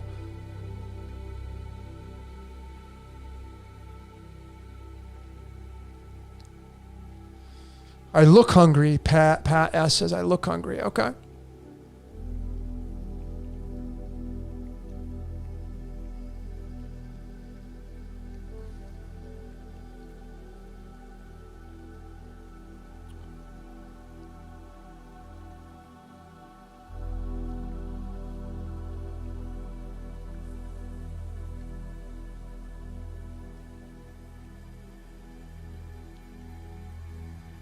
Kevin T says, I need to quit weed, but it's merely impossible. Well, that would be the first thing I would start with. So again, chip away, right? Keep it simple, right? You want to reduce your weight? Don't try to do all the things for 3 weeks. Drink 2 liters of water. Kevin T, what's the very first thing you should chip away at? Stop saying it's impossible. Start saying it's possible. For 3 weeks, I'm going to quit weed because it's possible. I'm going to stop smoking weed because it's possible. I'm going to stop smoking weed because it's possible. People are doing it. So it's not impossible. It's not near impossible. It's easily possible because many people do it. Many people have done it. And many people have done it that are doing the same amounts as you are. So that would be the first thing, the first habit that I would do if I was in your shoes. Start saying on a daily basis, I'm going to stop smoking weed because it's possible. Saying that as much as you can every day. Don't give up on your weed, but reprogram the mind through the magical spells, and then you chip away after you have that in your vocabulary.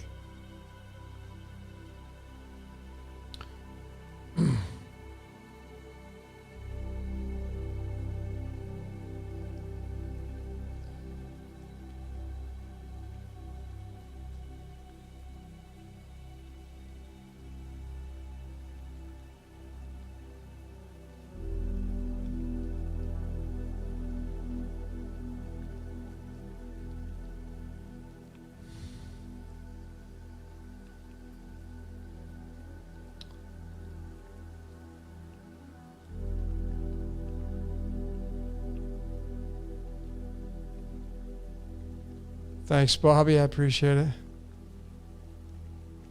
Lena says, eat more hydrating foods if you're inflamed. Absolutely second that.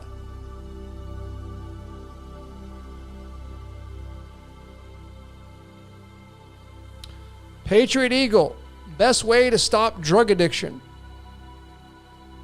Well, if I was addicted to drugs, and I have, so I've beaten it. I was a functioning addict. You wouldn't even know it. I was working out, and anyway, if I were in that position, I would definitely start to associate with people that are not addicts. I would force myself into creating friendships with people that are not addicts, because environment is critical. The environment is crucial. So you would create an environment that would be sustainable for quitting the habit that you're in. I don't even like calling it an addiction. It's a habit. I think habit is much more easy on the brain than addiction. You're in the habit of doing a drug. There's a payoff for it. And the payoff may just be escape. It could be just the pleasure of it. It could be, the dopamine rush or whatever's the rush in your brain that you get from a drug habit. You have a habit of doing drugs. I don't think you have an addiction. You have a habit of it. And habits can be replaced with other habits. But chip away at it. Cold turkey to me is, not everybody can do cold turkey. Not everybody can do cold turkey on things. They have to chip away at the things they want to change. Again, just use the gym. If you want to reduce your weight, don't try to change your diet, and don't try to cardio, and just drink more water first. Then after 3 weeks, then go to the gym. Same thing with drug habits. When you have a habit of taking drugs, first and foremost, figuring out why you have the habit. What's the reason of the habit of taking the drugs? Once you figure out what the habit is, what the origin of the habit is, then at least you have something to build a strategy for in removing the habit, or leaving it behind, or overcoming the habit by some other habit. Maybe you need to join the basketball team. Something that will take you out of the environment you're in. That would be my very, very first thing I would do, move into a new environment. That will force you to change your habits. If you spend a lot of time alone, well, that may just be the origin of it all. You spend a lot of time alone and you just don't like your life or whatever, or maybe something happened to you and you're masking it with that habit. But I don't think it's an addiction you have. You have a habit. That's it. We all have habits. So replace the habit.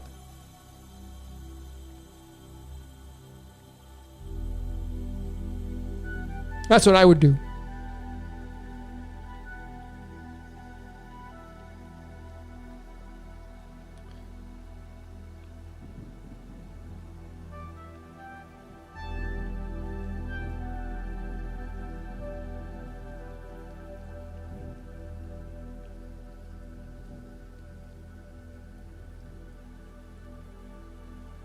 Mr. B says, my question, how or what is the witness behind the witness? Base awareness. And why in the non-dual does the witness disappear into nothingness? I don't really know what you're getting at. I think that's a philosophical question or conversation to have. There is no I. So I'll dive into that. You say there is no I. Why do you say it then? See, once you say something, it makes it real. I have to go do this. That means I is real. If you stand just like this, that's the I. That's the I. There has to be an I if you say there's an I. Even if you say there's no I, there's an I because you say there's no I. because the idea of the I makes it real. It's just like people say, do you believe in Jesus? It doesn't matter what the idea makes it real. Was there really a guy who came down from the sun? Because that's what I would say. If there was a dude that was on earth by the name of Jesus Christ or Jesus Christos, he would have come from the sun, because it's all sun reference. And the story makes it real. Is Superman real? The story makes Superman real. Is Santa Claus real? The story makes Santa Claus real. Is the Tooth Fairy real? The story and the idea makes the Tooth Fairy real. There are tons of children right now that believe the Tooth Fairy is real. Are you going to say they're wrong because you know better? Oh, well, then why don't you just tell your kids that the Tooth Fairy is not real then? Why are you bullshitting them? Why are you blowing smoke? Why are you blowing smoke about Santa Claus being real? Why are you lying to your children? Santa Claus is real. Is Santa Claus real or is Santa Claus not real? Well, if he's not real, you're lying to your children and you're okay with that. That's for a different story. I don't want to get too much.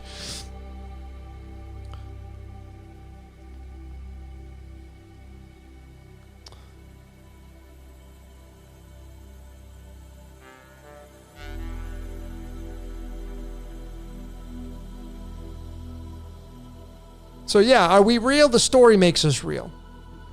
Are you real? If I call you on the phone and you answer, you're real, just like that. If I dress up in a Santa Claus suit, I'm real. And now Santa Claus is real because I'm in the costume. And there can't be any other way around it. Oh, okay, well, you don't have a sled and you're not up in the North Pole. Okay, well, that you're talking about that story. But I'm Santa Claus right now. It's like, I'm Santa Claus, prove me wrong. I got a Santa suit on, man. I got the beard. I'm Santa Claus. The idea, this is called a self-fulfilling prophecy. In psychology, the simplicity of a self-fulfilling prophecy is where you have an idea and you say, oh my God, this is a great idea. I'm going to create a cell phone. And it's going to do this and it's going to do that. And then you tell somebody else, oh my God, I have this invention. I'm going to call it a cellular phone. And I'm going to be able to call you from miles away. From thousands of miles away. And then they go tell somebody. And then they go tell somebody. And next thing you know, you have a conglomerate of people that are joined to this idea. And it, self-fulfilling prophecy, it may just be like a story. Let me take you on a little trip. Let me see if I can find it. There it is.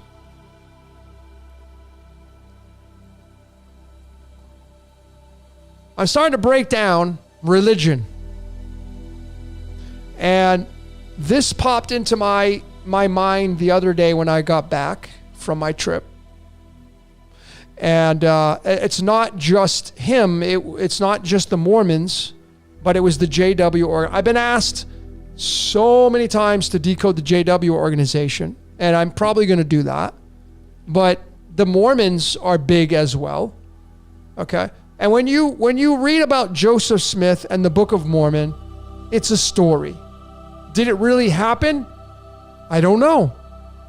Because the story says that he was visited by an angel. He received a vision called the first vision. Well, I have a lot of those. They're called dreams. They're called meditations. But his vision was about resolving religious confusion. And he was in the wooded area of near his home, and he was visited by an angel. And the angel was named Moroni. Now, is Joseph Smith full of shit? If you say so. But you see, this story right here, just this story on Wikipedia makes it real. Now, did it really happen? That's debatable. Because he finds these golden plates. Who's got the golden plates? Nobody. Nobody's got the golden plates. They are non-existent. They're lost. But then you have these people that are called witnesses that said, oh yeah, I saw them. Okay. Well, where are these witnesses? They're all dead. But the funny thing about it is, ladies and gentlemen, this whole story is all part of the Ponzi scheme. You can see that the plates were a reformed Egyptian aspect. The Book of Mormon is a reformed story of ancient Egypt. That's what it is, which is exactly what the Bible is all about. It is a reformed book of Egypt. Not only that, but this angel Moroni, the actual name is Nephi. See if I can find it. Here it is. Okay. In the text that Joseph Smith talks through in 1838, he talks about this detailed account of this angel that visited him, and it was known as Nephi. How about the Nephilim? Nephilim. Same context. Now, you may go, oh, there's the Nephilim. The Nephilim is a story. The Nephi. And now you get Jesus now. Okay? And you get his mother, Lucy. Lucy in the sky with diamonds. Lucifer. His mother, Lucy. Was this lady real? It's in the story. So is it real or is it fake? It's in the story. It's in the script. It's in the script. Even the word Mormon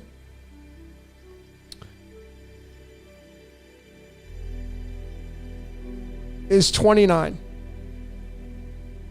Just like, holy shit. Just like Holy Bible. 29. Mormon is the same as the Bible, which is the same as the ancient text of Shinto, which is the same as the Quran, which is the same as this, which is the same as that. It's all the same shit. All of it. All the same shit. The same shit is the source. You see? The source is 26, which is the same shit as everything else. Same shit. Holy shit. And the shit is a game. And that's why 13 is so big. So now you know what shit means. Holy shit. I don't think I've said it so many times in one podcast.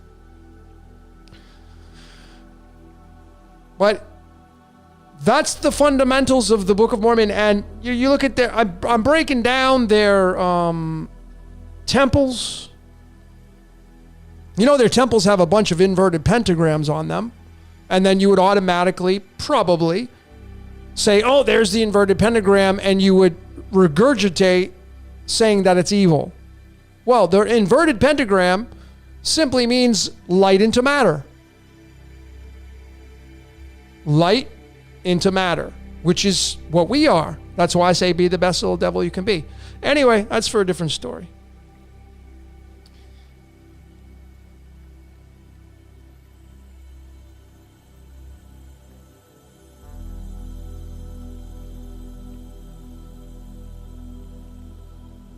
But again, ladies and gentlemen, you know, these organizations, they're archetypes. That's all religion is archetypes. Just like that's what you and I are. We are archetypes.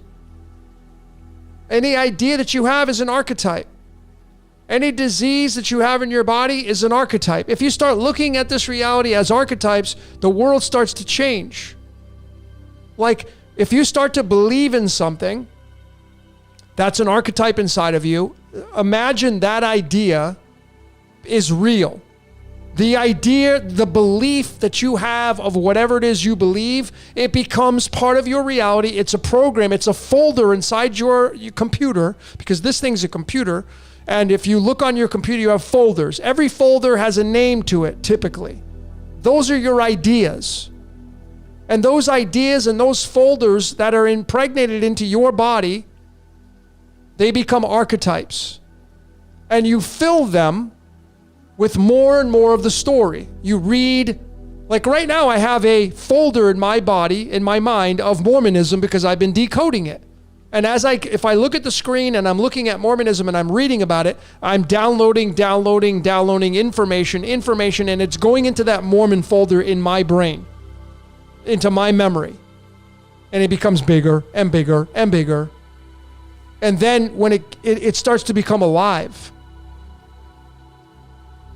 like a disease becomes alive inside of you, and it doesn't want to die. It doesn't want to get deleted. Imagine on your computer, all these folders that you have. If you look at the next time you delete something on your folder, just take a second to look at the folder and imagine the folder says, please don't delete me. I don't want to go in the trash. Please don't empty the trash. I want to stay here. I want to remain alive. If you start looking at this reality like that, the world starts to change. So when you have something wrong with you, something inside of you that is what you call wrong, a disease or a sickness, it's an idea, it's an archetype inside of you, an energy, and it doesn't want to die. Sometimes it passes right through you. Maybe it's just renting a hotel room, like you get a common cold. The common cold goes right through you. It stays. You become an Airbnb, and the cold comes in and it says, oh, I think I'll hang out here for a couple days. And you get the snivels and you get the coughing and the sore throat, and the cold moves through you and it's holding up residency in your body. And you're like, oh my God, I feel like shit. Boy, shit's the word today, right? I feel like shit. The cold becomes an archetype as it moves through you, and it doesn't want to die. And you're taking all this cold medication, you're drinking all this tea and vitamin C, and the cold is moving through you, and you become an Airbnb. It rents from you, and you're like, you can't stay here, dude. And the cold's like, yeah, I know, but I don't want to die. And you're like, well, I feel like shit, and you can't stay here. So the cold's like, okay, and so how do you get rid of, the cold is now squatting inside your temple. It's squatting at your Airbnb. The cold, the flu, is now squatting. It's not paying rent. It's squatting for free inside your body, and it's causing you a freaking ton of grief because you don't feel good. You're tired. You got chills. You got the fever, sore throat. And you're like, you can't stay here anymore, dude. You got to go. So how do you eradicate the cold? You boost the immune system, and the white blood cells come in, and they move the cold out. It's like, dude, you got to get out, man. You ain't paying rent here. You can't squat here anymore. And the cold's like, all right, see you later. But if the cold doesn't want to die, you start looking at life like this, your life is going to change. You start looking at the ideas like that. Some of you have these ideas that your life sucks, and that idea becomes an archetype inside the folder in your brain, and it starts to collect and collect. And every time you say, my life sucks, my life sucks, my life sucks, my life sucks, and you don't have no gratitude, that folder gets bigger and bigger and bigger, and then it doesn't want to get deleted. So you'll defend it. Yeah, my life sucks, man. I got nothing worth. I'm no good. I'm this and that. And you'll defend that folder in your brain of life sucks, because now life sucks is taking up residency inside your body, and it doesn't want to get deleted. And the longer it stays, the harder it is to delete the folder. Just like some of you have clothes in your closet that have the tag still on it, but you had never worn the clothes. But you don't want to get rid of it. Well, maybe I'll wear them one day. Dude, you've had it in your closet for 5 years. You're not going to wear the dress. You ain't going to wear the pants. Freaking give them to somebody that will appreciate it. Go give it to somebody. No, but I may wear it one day. That's called the pack rat. So whether it's a physical item or whether it's an idea, it takes up residency in your life. and then you don't want to delete it because it doesn't want to die. It becomes real inside of you. So this whole thing about, is this life real? Yeah, it's real. Is it fake? Yeah, it's fake. It's not real. We're inside of a movie, but the movie's real because we're really here. I'm really acting out. I really have ideas. I really have thoughts. I really act upon my thoughts. So it's real. But if you really consider how your life is and you start to take into consideration the things that I'm telling you here, all the ideas that you've downloaded into your life, and a lot of them are causing you, they keep taking rent. A lot of your ideas in your life, they're not even serving you for your greater good. They're teaching you a lesson though, because everything's for your greater good, but they're taking up residency inside your body, inside your mind, and a lot of you don't want it there, but you can't get rid of it because if you got rid of it, it would get deleted and then you'd have some kind of void and you don't want to deal with the void. Is this starting to make sense? Like if you really start to look at life like this, you have a lot of things in your life that are taking up residency that ain't paying you back. It's just taking from you to teach you something. And some of you like to give it away because you're in the habit of doing it. Now we get back to the habits. It's a fun way to look at life. It really, really is.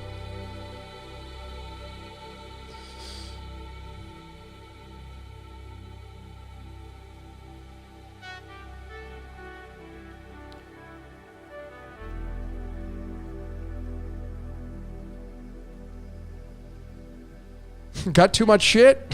Culty talk. I love it. Shit is the word of the words. I mean, this holy shit's going to be fun.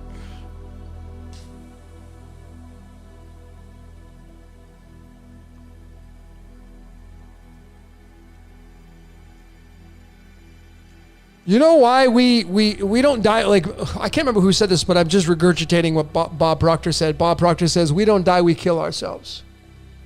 We don't die, we kill ourselves. So that's what we do.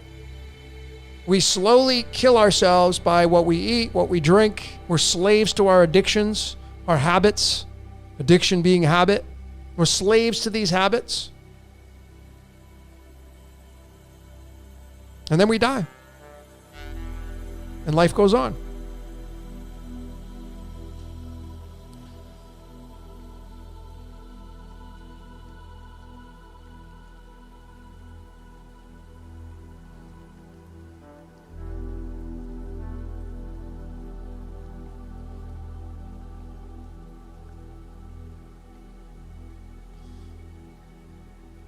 That was a long rant. Thanks everybody for listening to that.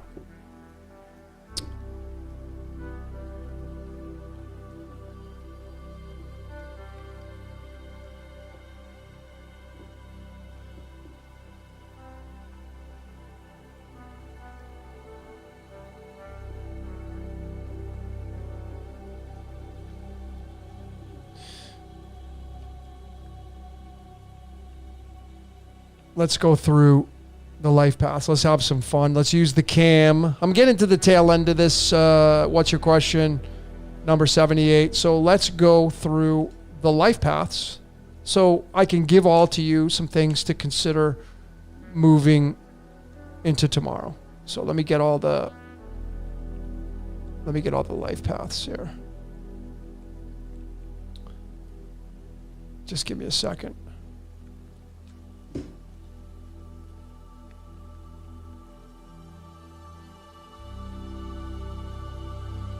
Give me a second here. 9. So we're going to do life paths through the tarot. And we're going to figure this out for all of you. With this new idea of a Gregorian life path and a pre-Gregorian life path. And it gets fun. And again, ladies and gentlemen, for me, it really hit home.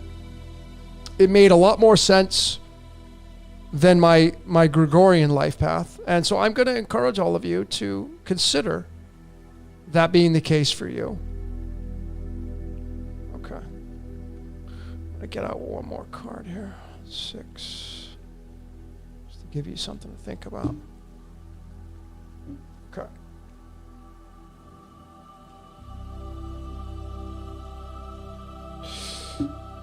All right. Let's see if I have them all here. 4, 2, 9, 1. Give me 1 sec, folks. 1, 2. Bear with me. I don't have my Empress. Of course I don't. Where's my Empress? I'm going to not only give you the life paths to take into consideration, but I'm also going to talk about the numerology, and I'm also going to talk about the planet that rules that and what you should be looking at in your astrological chart when it comes to your life path, because these are all connected. Everything can be connected. It's just that simple. It's complex, but it's just that simple.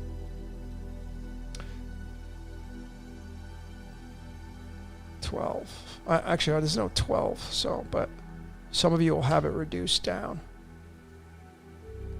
So there's 3. Okay. All right. I think I got them all now. 1, 2, 3, 4,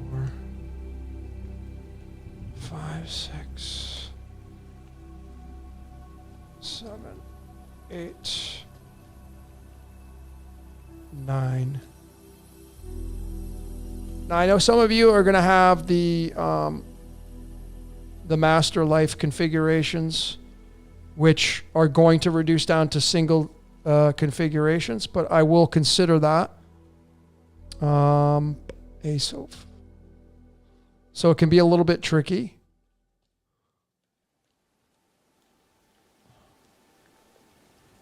Okay, I'm almost done, folks. Thanks for sticking with me. It's 2, 3. What's that? Okay, so that'll be 22, 11, 33. The typical aspects. And I'm just going to go through the 12 houses of astrology as well. Okay, so you guys and gals can take this wisdom, this information, and apply it to your own life. Now, before I do that, let me go to, let me get my calculator open here and show you how this works.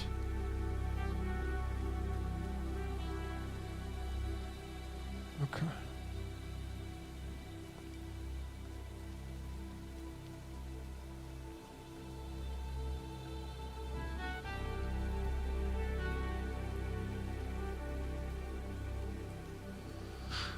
Okay, I think I got everything done here. All right, here we go. Okay, so we're going to come here and let's just focus on this calculator here. And in order to get your life path, though, and bear with me if you know the life path. In order for you to get your life path, which when I do a reading, I call it the soul contract, but you know, the spirit inside of you, the life path, it's designed around the spirit inside of you. It's one part of you with your identification. But you get that through the addition of your birthday. So I'll use my birthday as the example because I just know it, obviously. So I was born this is the Gregorian now. I was born on February, which is the second month. And then you add the birthday, the 4th, which is what I was born. Then you add the year. I was born in 19, and then I was born in 73, so you add the 73. And I'm going to get the number 98. Now, 98 can be looked at as the 98. So you would bring that into mathematics. You can start to break down what the 98 looks like in the sine and cosine waves. If I just go to the numberempire.com and I type in the number here, 98, it's not a prime number. It's a composite number, meaning it has more than 2 divisors here. And you can even look at the divisors to see if there's any strong significances here for you. This is the counter divisors, the sum of the divisors. And then you look to the next prime number, what you're going to be ruled over by through the primes. Mine is going to be the 101. And the 101 is the 26 prime number. Okay, which is my life path if I reduce it all the way down to the single digits. But the 98 can also be looked at through the binary number, the square root of that, the sine and cosine waves. It goes very deep. So I'm not going to show you too much, but I wanted to show you what you can do with the double or triple digits, because we are going to get into triple digits. So this is my Gregorian, and of course, then you would take the 98 and you would add them together. So 9 plus 8 is going to give me 17. And then 17 is 1 plus 7. And 1 plus 7 is going to give me 8. So my life path in the Gregorian is a number 8, which is tied to the 8th house of astrology, which is Scorpio. So then I would look to my astrological map, both Vedic and tropical, and I would start to see where my Scorpio is and what's in my 8th house. Is there anything there that I can tie my life path to strengthen this part of my story? This is my Gregorian life path. Now, if you're interested in reading about life paths, one of the best websites that I use, if you just type in 8 life path, Felicia. Felicia is Felicia Bender, the great numerologist, and you just click on this right here. She'll take you and tell you what the 8 life path is. It'll tell you the basic fundamentals of the fundamentals of what it means to be an 8 life path. And of course, 8 is the infinity symbol, which is the prison. And I've talked a lot about the prison. My birth card is the 8 of spades. Okay. And you can go read about what it means to be an 8 life path. Okay. So this is my Gregorian. Now, what really stood out for me was moving my life path to the pre-Gregorian, the pre-Julian. So remember that the Julian calendar, which is where the Gregorian calendar came from, moved January and February into month number 1 and month number 2.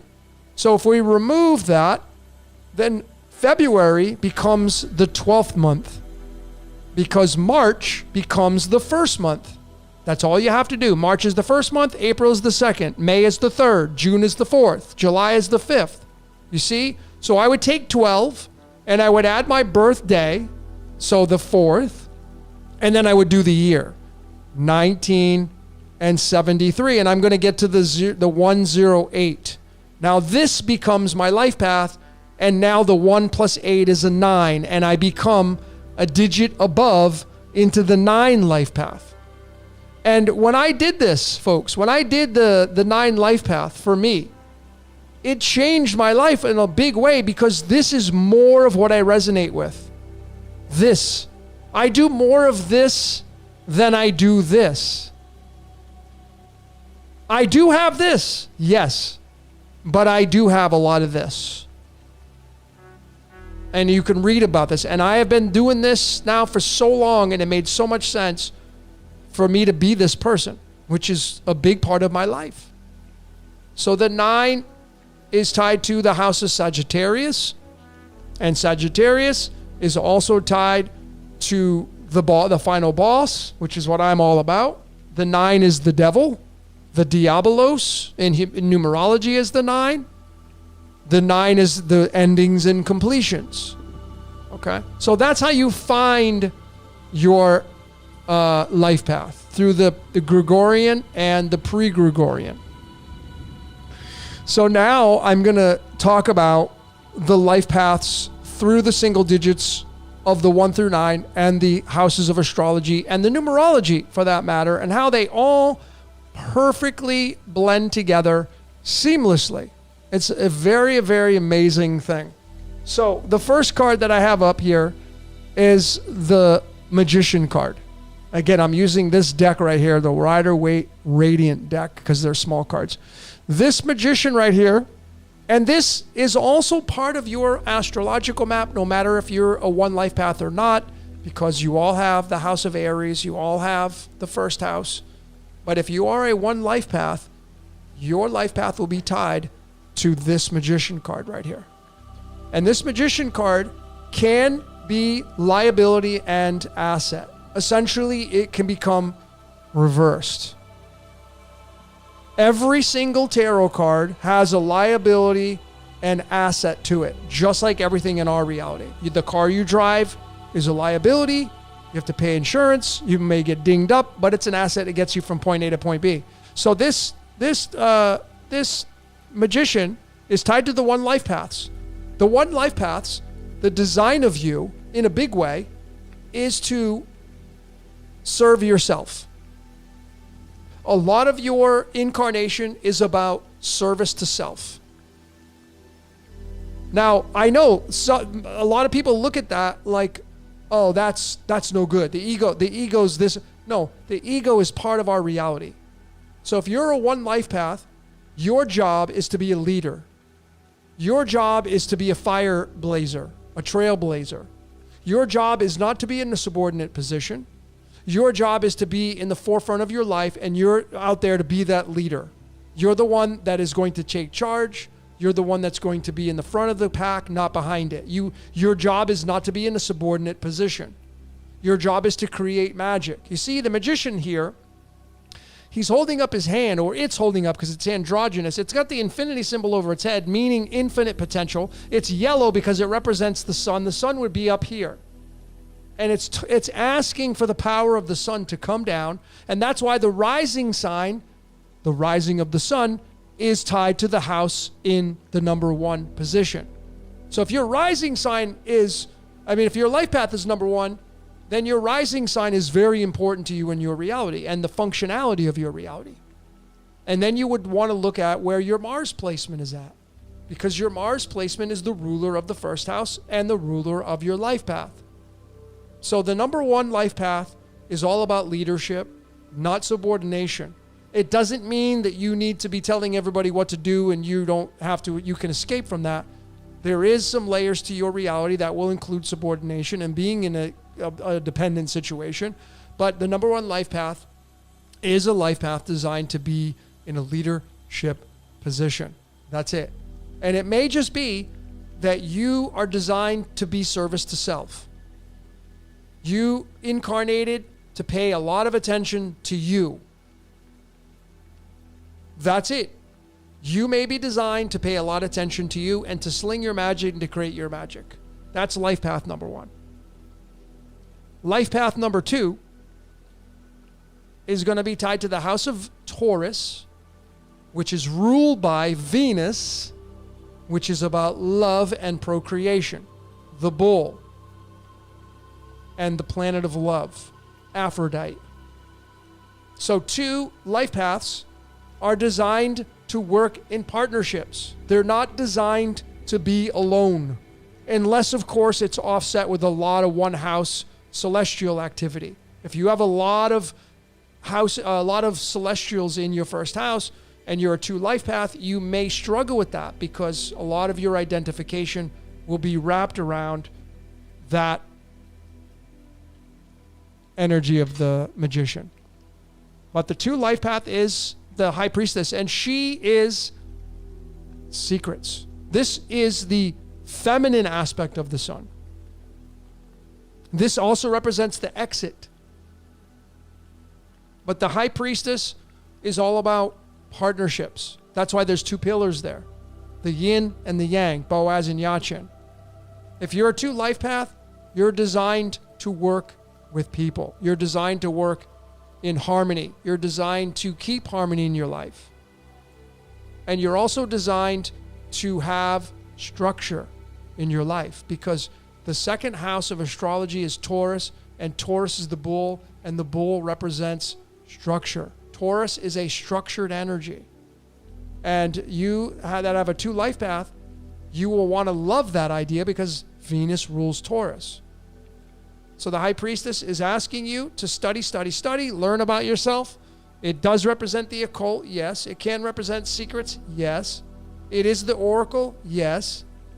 But the 2 life path is a Venus-ruled energy, and it is designed to work with other people. So that's 2. Number 3, the Empress. The Empress is tied to life path number 3, house number 3. This is a Mercury-ruled life path because 3 is the house of Gemini.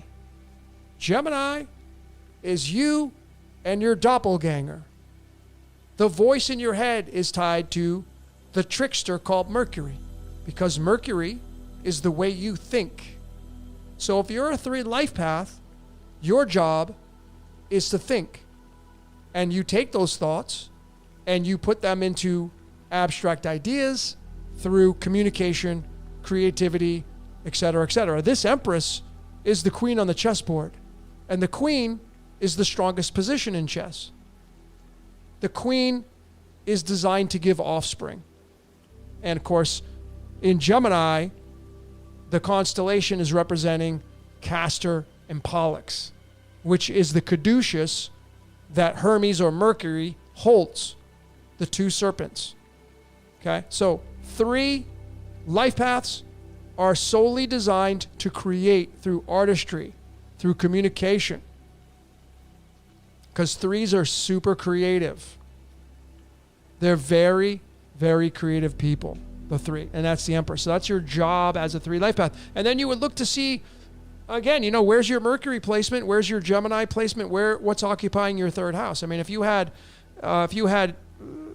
Mars in your 3rd house, we could take the Magician and put the Magician there. And now you have leadership through creativity. Being a leader, creating magic through giving birth to things. That's all we have to do is just simplify it. Mars is Magician.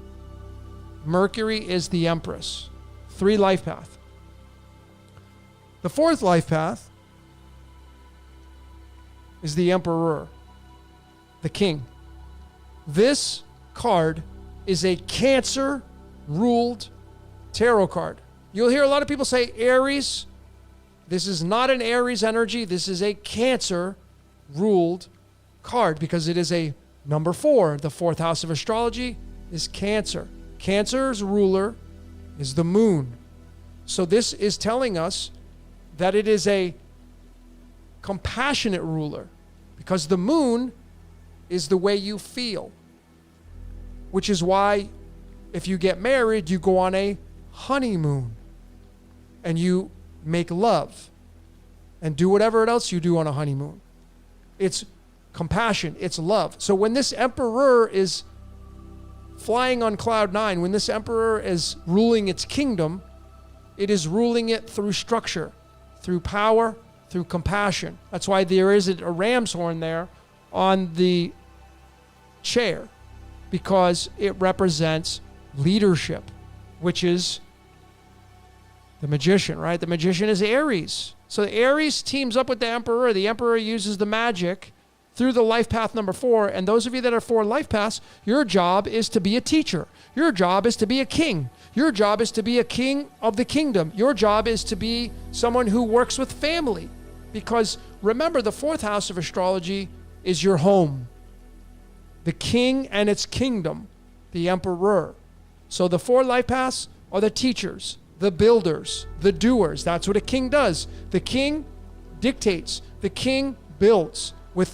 When it's functioning at its highest level, through the moon, it's functioning through love, care, and compassion. When it's functioning in its opposite position, it's ruling with narcissism, dictatorship, etc., etc. That's why these cards and life paths all have liability and assets to them.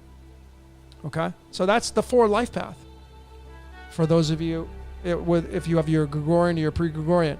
Now moving into house number 5 and the 5 life path, we now get the Hierophant. And the Hierophant is just a funny name or title for the guru.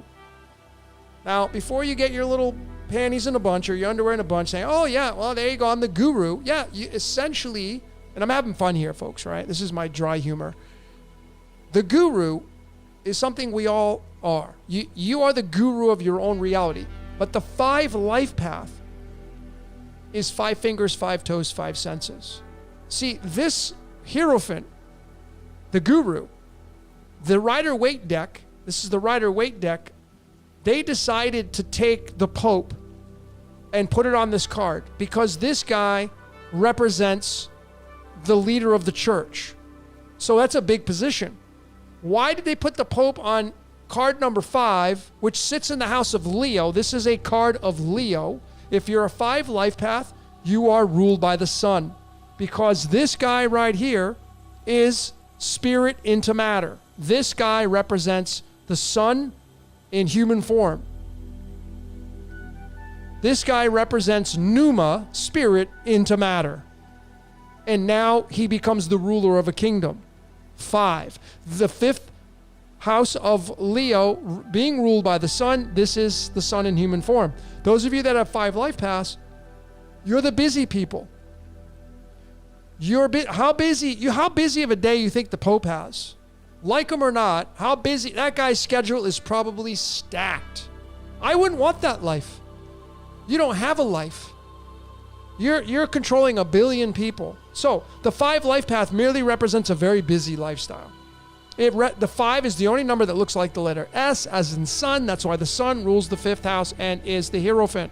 So you become the guru. And how do you become a guru? Change. If you're a 5 life path, your fuel is change. Your fuel is variety. If I could pump gas into your life, it would be change, variety. When change comes knocking at your door, you should accept it, not fight it, because that is what the universe is using to make your life move towards its greater good. So essentially, you become the guru of your own reality, but the 5 life paths, 5 in numerology, it's the busiest number. If you open up your dial pad or calculator, you'll see the number 5 sitting right in the very dead center. That's why the pyramid is the number 5, because it has the base 4 and the tip, the apex, which is the pinnacle of it all. And that's the 5. That's the dice, the number 5, the X, and that's an X. So the 5 does represent the X. So you guys and gals that are 5s, you like to have fun, you like change, you like variety, you should be raising your hand, going on adventures. You cannot be around somebody, you can't be married, you can't be in a relationship with somebody that just wants to be a hermit and sit around and do nothing. It'll drive you nuts. You can't let somebody say, oh, you shouldn't be doing that. Oh, we got to go on vacation. I don't want to go do that. Well, then I'll go by myself. See, your big wins in your life as a 5, to become this guru, you got to move around. You can't sit in a box. The 5. The sun comes down, it incarnates into human being, and now it says, I'm going to go explore this reality. How does it do that? Through being very busy. 5 life paths. That's the 5. Number 6. The 6 is the Lover's card. The Lover's card is Adam and Eve. You can see Adam and Eve right on the card. And the Godhead at the top. This is tied to carbon. The 6th house of astrology is tied to health and wellness because it represents when you're perfect. So, of course, if you're a Virgo, which is the ruler of the 6th house, you're probably somebody who leans towards perfectionism. You're probably somebody who leans towards service to others. You're like a cosmic mother, cosmic father kind of person. You may have OCD. That's because Virgos don't want to leave this. They don't want to leave this. They want to keep things. I know a lot of Virgos, they're afraid of germs, bacteria. That's because there is no germs and bacteria here. So they're against that. So the 6th life path is no different. 6 life paths, you may have remnants of that. If you have any tail ends of anything in Virgo, any celestials in your 6th house, then this would pledge to you. This card's ruled by Mercury again. Mercury rules the 6th house, and that's why there's the serpent, and the serpent tied to Mercury, the trickster there. The serpent is, right? The caduceus.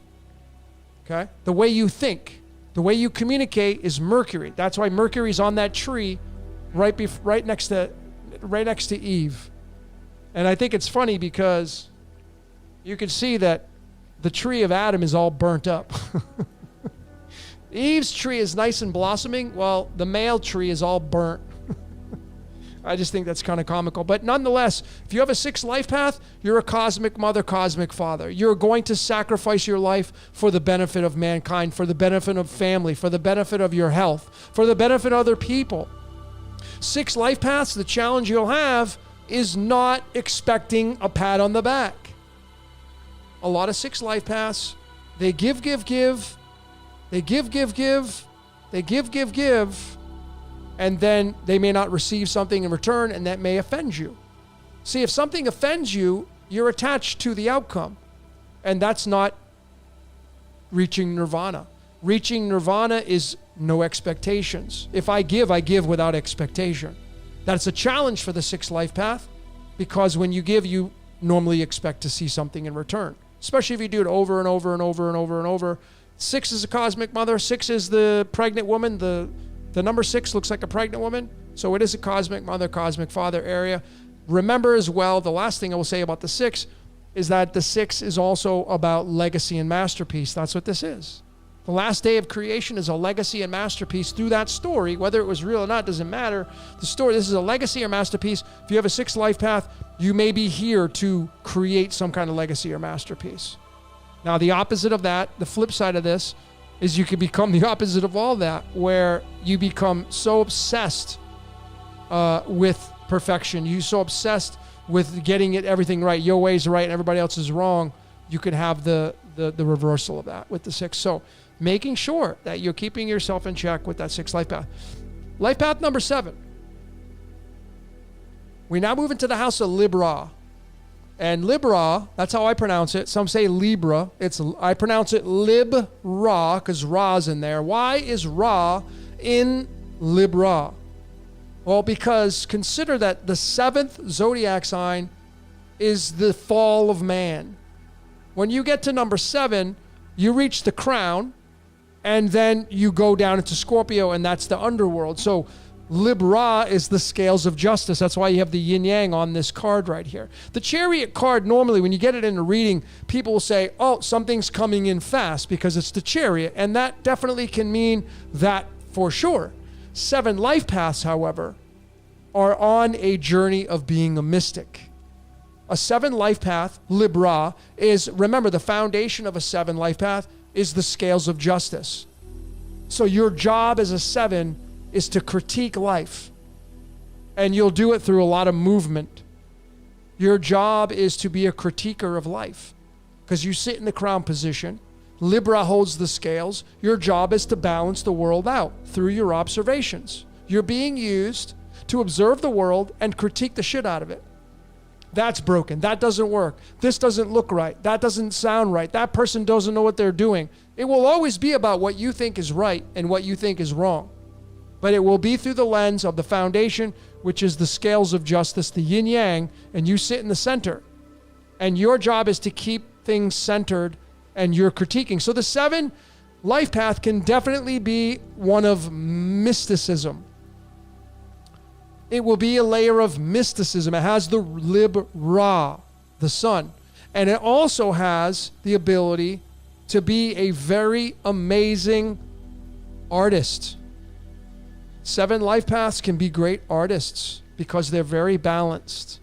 And then you would look to the other layers of your astrological chart, your name numerology, to get other pertinent details about your code, the 7 life path. When you become the flip of this, well, you become unbalanced. And then you can get into all the other things that we kind of talked about, narcissism and bipolarism and, schizophrenia. And, everybody has that aspect or could move into those things, but I'm just merely giving you things to consider here with the 7. But that's the Chariot, the 7 life path, the mystic, the one that travels and moves around a lot. And that's the house of Libra ruled by Venus. Venus rules Libra. So your 7 life path, Venus ruled. Okay? Your job is to keep things balanced so you can keep procreation moving along very nicely. Moving into the house number 8, the 8 life paths, which is what I am in the Gregorian calendar. My life path is the number 8. Well, you now have the Strength card. And this card is a card of Scorpio. Now, if you have a Scorpio rising, if you have any planets in Scorpio, this information is going to be pertinent to you because we're all 12 zodiac signs. So all 12 numbers are going to be related to you. But we're singling these numbers out. The 8 life path is a life path of power. You see that lion there? Part of this is controlling your animal instincts. Sex, controlling orgasms, because that's power. When you bust one, you release power. That's why you get tired normally. When you bust one, you get tired because you just blew some energy out. So this card right here is taming your animal instinct. And this sits in the house of Scorpio. So you want to look to where your Scorpio is. Scorpio, the ruler of this in traditionally astrology is Mars, but when Pluto came in, Pluto rules this as well. So it's Pluto and Mars. And of course, Mars represents your testosterone, and we all have testosterone and estrogen. This card, when it comes out, especially in love readings, are you in control of your mojo? Can you hold back from sex? That's what this is. It's controlling the animal. When you have sex, that's an animal activity. That's lower chakra, humping and screwing. That's all lower chakra energy. And I get it. It's necessary because that's how humans get here. But this is all about controlling power. So the 8 life path, you can be somebody who works with power. Power in the aspect of money, because Pluto rules Scorpio, and Pluto is the ruler of the underworld. Pluto comes from Plutos, which is the riches of the underworld. So you could incarnate into an 8 life path and have a shitload of money. Or you can incarnate as a life path and have a shitload of control with physicality. Maybe you have a lot of control with your Mars energy, because Mars is the co-ruler of Scorpio. This is also a life path that will be gravitating towards the occult, because it's a Scorpio-ruled life path. So, of course, this has a lot of merit for me. I mean, that's all I deal in is the occult. Secret. Okay, so that's the 8 life path. And, of course, the liability of this is flipping it up and not being able to control the power. Now you're susceptible to losing power, giving it away, busting your nut, not being able to control yourself, becoming a dictator, thinking you're always right, everybody's wrong. I went through all these layers in my life too, by the way. So I'm speaking from personal experiences because I have this through my Gregorian. So that's 8 life path. The 9 life path.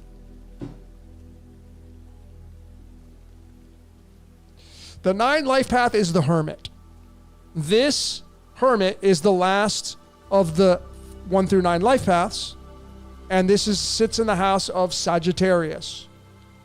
Sagittarius is ruled by Jupiter. Jupiter is the largest planet in the canopy, and the job of Jupiter is to expand. That's it. Simplify. Wherever your Jupiter is in your astrological chart, its job is to make you expand through the lens of whatever house it's in and whatever zodiac sign it's in. If it's in the 9th house, it's at home, and it loves to study. It loves to expand through being a hermit. If you're a 9 life path, you're going to be someone who's sharing your light in a bucket here. I do a lot of this. I've been doing a lot of this for a large portion of my life, and when I switched over to, I resonate more with this one than I do with my 8 life path, it just made a lot more sense to me. This is my pre-Julian calendar life path. You could say Coptic calendar if you want to, but this is definitely something that resonates more with me. If you look at my research and my work, I'm all about being a hermit. I spend a lot of time alone. I share a lot of my light in the bucket. This is a humanitarian kind of energy, a philanthropy kind of energy, because it's the 9. The 9, this is the smartest card in the deck in a way, in a sense. I'm not saying it's the ultimate final say, but it is one of the smartest cards in the deck. It's the old man on the mountain, the old woman on the mountain. It's a sage. This could be, if there is such a thing, this could be your last lifetime, if there is such a thing as that, because it contains all the other cards that I just showed you. So it's very, very wise. The reversal of this one, it can become very bitter. It can become very lost. It doesn't know where to shine its light. It can become confused. It can get dementia. It can get any kind of brain, like Terence McKenna. Terence McKenna died of brain cancer. Well, he had Pluto in his 9th house when he died of brain cancer. Because what happened with Terence McKenna is he got like that, I would say. He got so deep into the other world that he got lost. And then the cancer was in his brain, and it was in his 9th house. Pluto was. Not by accident. So that's the 9 life path. If you have a 9 life path, you have a beautiful life path. There's a lot of service to others, a lot of sacrificing your life for other people. It's a very much It could be you as a person as a single, but you may do better as being single, not in a relationship. Because this energy here is a lot about giving of yourself to others, as does the 6, because the 6 is the mirror of the 9. So the 6 would, if you're a 6 life path, that plays out as well. But the 9 really is the ultimate humanitarianism here. Okay? With the 9 life path. So that's the 9 life paths. Then you get into the master number 11. And I say that loosely again, because when we say master, it's like the other ones are masters too. It's a number. It's a life path 11, and it would end up becoming the Justice card, right? It would become that this is the house of Aquarius. It's the house of Aquarius, and if you think about this is card number 11, and 11 again. When you look at the Roman numeral, it's an X and a 1, so it becomes the 249. If you look at the numbers there, because X is the 24th letter and I is the 9th letter. So there's significance with the 249, but the 11 life paths can have it all because it really is 11/2. So it really becomes Justice and the High Priestess. So if you're an 11 life path, you would reduce down to the number 2. You actually become both of these together simultaneously.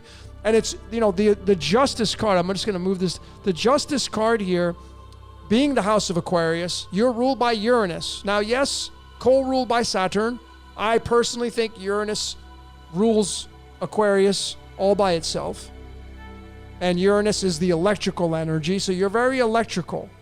You could have issues with your circulatory system as a default when you get debilitated, in a sense, right? But this is a very looking in the mirror kind of thing. Bringing justice. The 11 is right there. The 1 and 1 is right there with the 2 pillars, holding the scales of justice as well, holding the sword.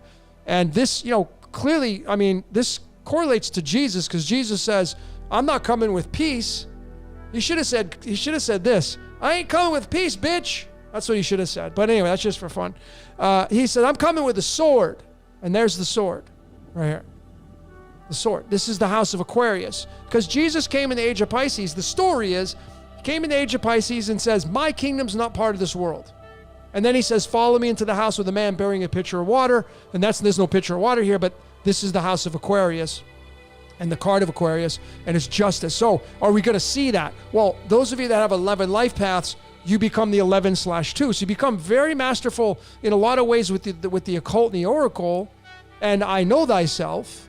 Mastering I know thyself. That's part of your incarnation. The 11 life path is to master partnerships and yourself, because the 11 shrinks down to the number 2. This represents partnerships in Venus. This is a Uranus electrical love. The 11 life path. Electrical Uranus, Venus love. Electrical love. Okay? That's what these two mean right here. So that's the 11 life path. And the 11 can really be whatever it wants, because it's you standing in front of the mirror.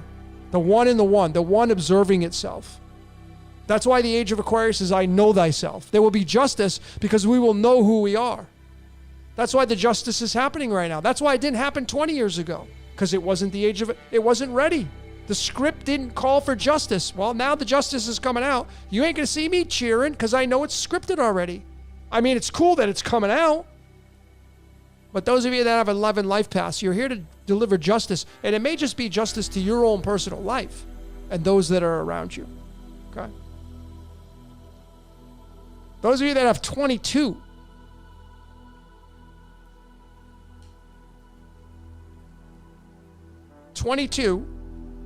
if I do not use the Fool twice, becomes the Ace of Wands. And this card right here is the card of Hollywood. You see that hand right there holding that stick of wood? That's the Hollywood. Hollywood in numerology equals 43. And 43 is tied to this card right here with the Ace of Clubs. 43 is the 14th prime number, and the Ace of Clubs is the 14th card right here. This is where this came from. This is 22, and then this is tied to this. This is the 14th card in the deck. 43 is the 14th prime number. This is the 14th card. This represents time. This is time. I told you time is an essential construct of this reality. Time is what makes this reality work. What time are you going to work? What time are you going to make me that cake? What time are you going to bring me there? What time do I meet you at? What time do you want to go to dinner? Time is what makes this construct work. It is far from an illusion. 22 life path. You have the Hollywood stick. The 22 life paths are called the master builders. In the medicine deck, it's the beaver, the master builder in the wilderness. This is you holding the Hollywood stick. Your wish is my command. Abracadabra. What do you want to build? 22 is the master builder. And of course, essentially, the 22 is going to reduce down to the number 4. And now you'll be the king. You'll be a master king. You'll be the master builder that will rule over a kingdom. You will build a kingdom and you will rule over some part of that kingdom. It's your script. It's your screenplay. So when you have the 22 life path, you are a master builder. And your job is to be a king, to rule a kingdom.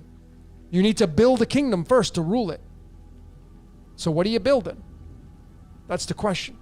What is it you're going to build as a master builder, as the 22? With this Hollywood, abracadabra. Well, what does your abracadabra look like? That's the big question. Now, that's one section of it.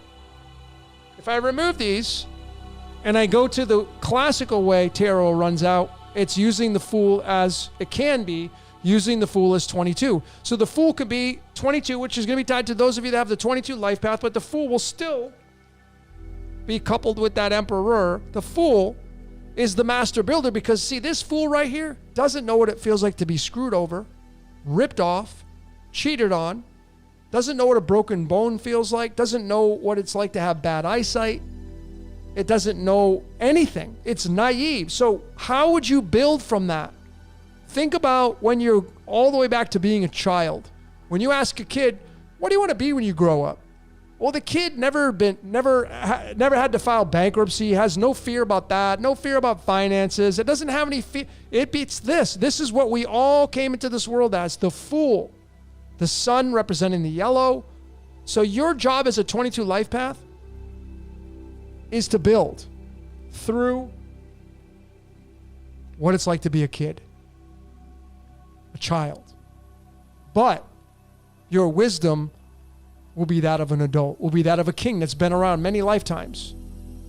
See, if you're willing to say, okay, I'm going to do this, your life will change. Because a lot of you haven't done that. Like, oh yeah, you say, you throw it around. Oh, what life path? I'm 22. Matt, you say, oh, I'm a master life path 22. But are you doing the master life path 22? The master life path 22 is telling you to be the Fool, to take chances, to risk it all, because the payoffs are so big. And this is tied to titanium, right? Titanium is the Titans. And the Titans are the sons and daughters of Earth. So that's the 22/4. And then we have the 33. We have the Master Life Path 33, and we do have 2 cards to consider here with the Fool as the 0 or 22.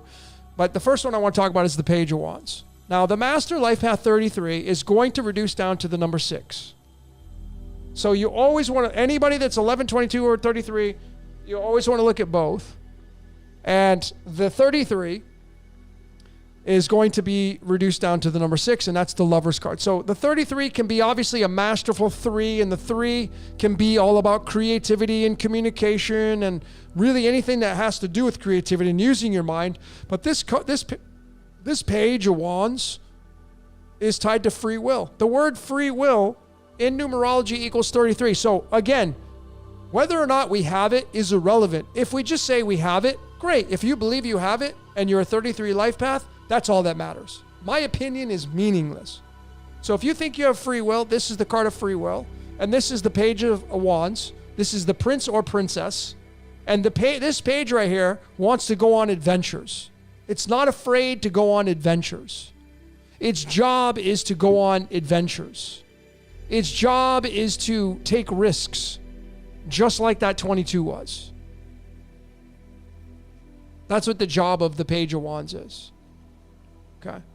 And next to it is the 6. So you're here to go on adventures, take risks for the betterment of your legacy and masterpiece.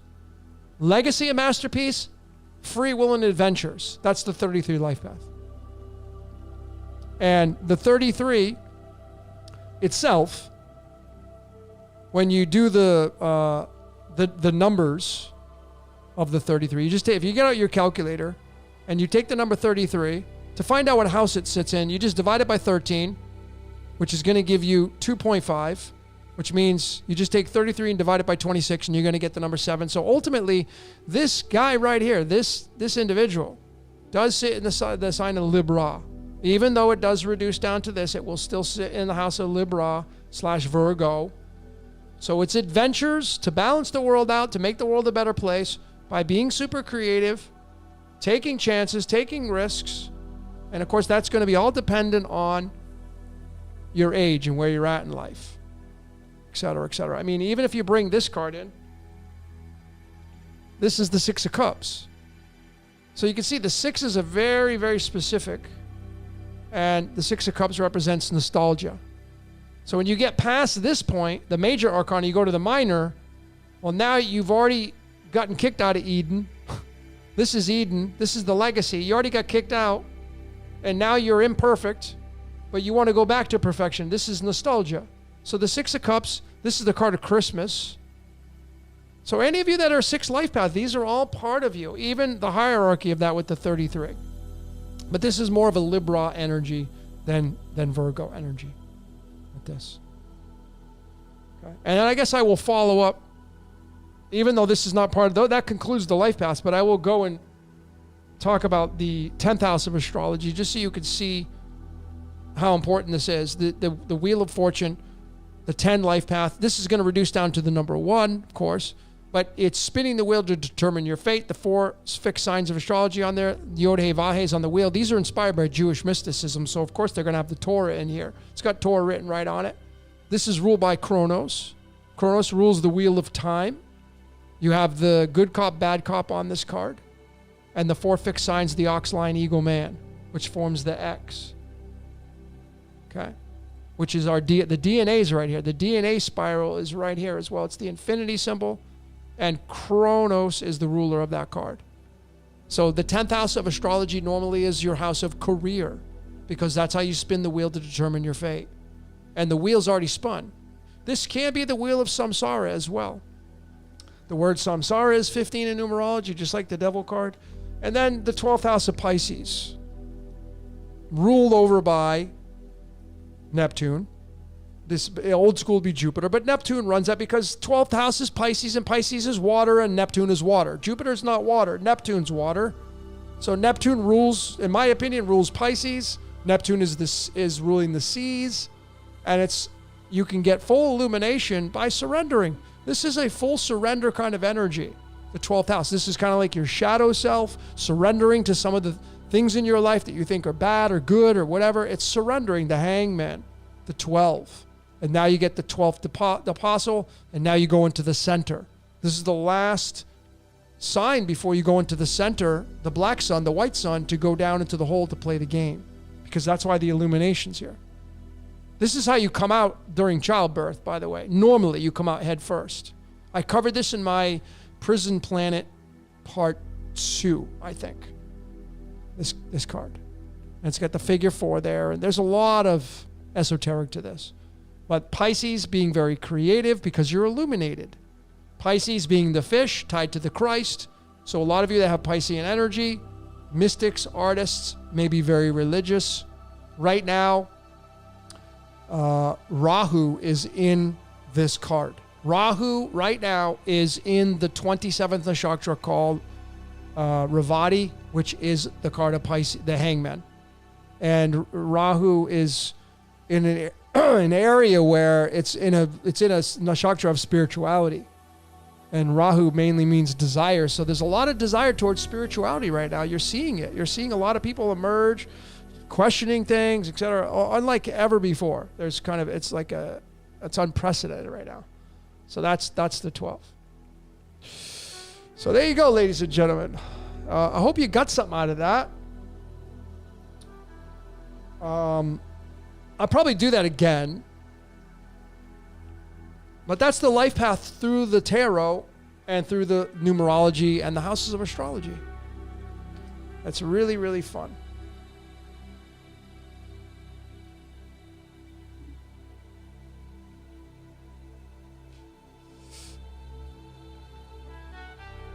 Okay.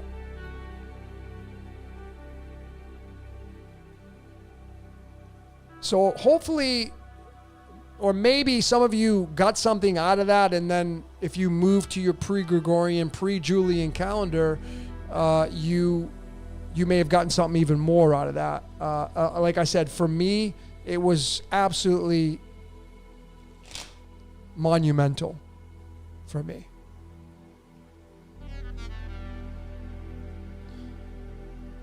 Faith is asking, how do you know your life path? Well, you just take your birthday and you add it up. But I would just suggest you go, just hit rewind and go watch this again.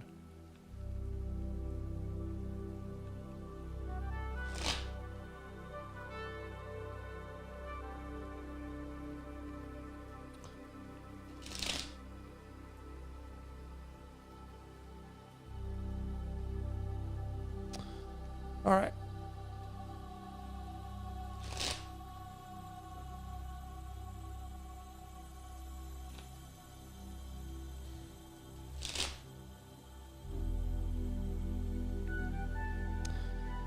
So let's see what we got for comments.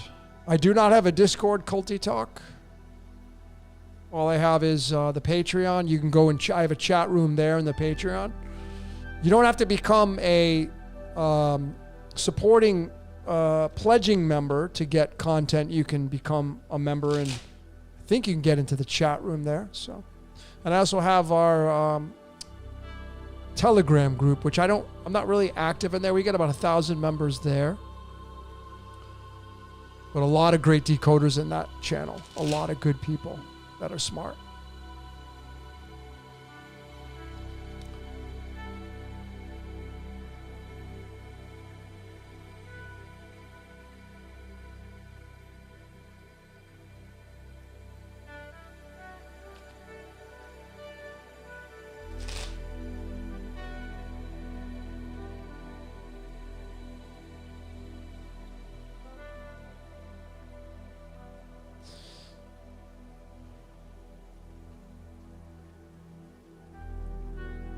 So I'm going through your comments.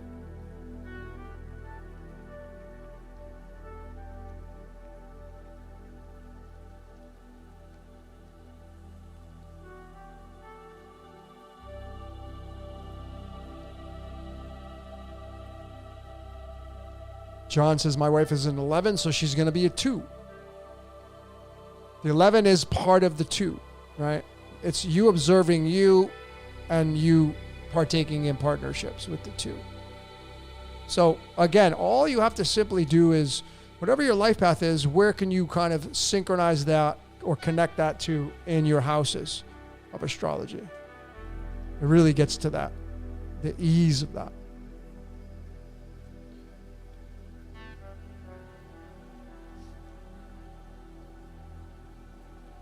So I'll give you guys all some stuff here. I was showing you, since I don't really have any questions, but let me go back here. So I've been studying the religion, right? I've been studying Mormonism, Joseph Smith. So I decided to pull up his astrological chart. And when he first went over to get the gold tablets, supposed gold tablets, I think this is his, let me see, I want to make sure. Yeah, okay, he was born December 23rd, 1805, so he was born in the cold winter months because he was born in the Tropic of Cancer, okay, in Vermont. So it was probably freezing cold when he was born, 2 days before Christmas. And when you look at his astrological chart, okay, there's a lot of moving parts here. But the one thing that I see clearly here for him is this area right here. The sun right on top of his, right on top of the midheaven here. Now, it was here, I don't know what time he was born, but this was a snapshot during the time of June 23rd. It was inevitable it would reach this point. And you could see how his sun is right there in Gemini, which is communication, which is a Mercury-ruled energy. Okay, Mercury rules Gemini. Gemini is the two twins. This is tied to the prison. See, to me, religion is prison. It's a form of prison. That's why you have cells, prison cells. You have cells in your body which are in prison, etc., etc. And then he's got his Rahu-Ketu axis right here in Sagittarius, which is the Hermit. I have this exact same axis right here, by the way, except mine's just a little bit moved over here. So he's got communication and creativity moving towards philosophy, religion. His code called for religion. Now, his position, Joseph Smith, was to bring reform. See, a restoration. See, he organized the Church of Christ, calling it a restoration. So when you come to his astrological chart, you have Sagittarius here, which is the Hermit card, which is ruled by Jupiter. Jupiter rules church. And he's got his Chiron here. So Chiron represents the wound. He came here to restore the church. He came here to restore it. And there's the Chiron, to restore the church. The church being Jupiter. Jupiter rules Sagittarius. His Jupiter is literally right on top of Neptune. In the sign of Scorpio, this is all occult. That's what religion is. It's occult knowledge. It's secret knowledge. You got to get interpreted for it. And what's across the way from Jupiter? Mercury, the messenger, in the 9th position here. Taurus the bull, which is ruled by Venus, giving birth to, right here, giving birth to the Bible. The Bible being tied to the number 59. That's why there are 59 rosary beads in Catholicism. This is tied to the number 59 right here, the prison. This is all tied to this religion aspect, and he came here to restore the church, the desire to restore the church. This is the 20th card called Judgment, Graduation. And he's got the Chiron there, right there. In this structure, I think his Chiron. It's in a Uttara Ashada, which means the undefeated one. So this story was designed to catch fish, this guy. And then you look at when he discovered the tablets. And this is the astrological chart of when he got the tablets or discovered them. And you can see the sun being in the sign of Virgo, and Virgo is the lover's card, which is Adam and Eve. You see? The sun being in Virgo, which is Adam and Eve. And across the way, there's the wound of Chiron again. So does that mean we should all convert to Mormonism? No, this is part of the story. All the stories matter in this reality. It's just, what story do you like? What movie do you... religion's like a movie. What movie do you want? What movie do you want to watch? Well, you can see that this guy didn't have a choice. I'm telling you right now, my final answer is, this guy didn't have a choice. He was listening to the voice in his head. And of course, then he extended upon having a vision. Well, I have a lot of visions too. Are mine wrong? Are mine any different than, are your visions different than Joseph and Mormonism? How can they be? How can this guy have the Holy Grail and you don't have it? And you got to follow his way or that's it. How can that be the way? When we know, you come down here and we know that the golden plates from the Book of Mormon were visited by an angel named Moroni, which is named Nephi, otherwise known as Nephilim. And these things were developed from reformed Egyptian characters. See, it's all regurgitation. That's why the word regurgitation has the word re in it. When you go and start to study these words, you'll see a lot of this. Re Reincarnation. Reincarnation is tied to the lake of fire, which is, that's why you'll never see me wear one of those. Don't need it. But anyway, when you see re, it means to do it again. Religion. Reunion. Reincarnate. Do it again. Redo.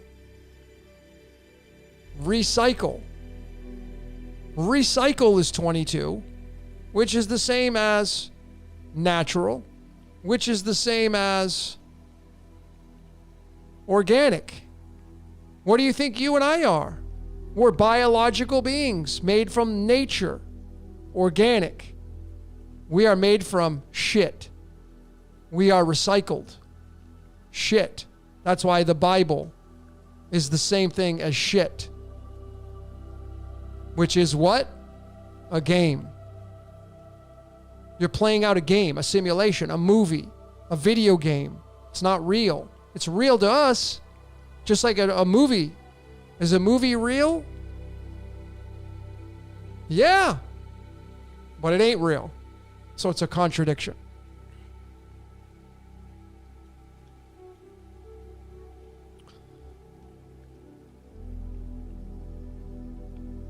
All right.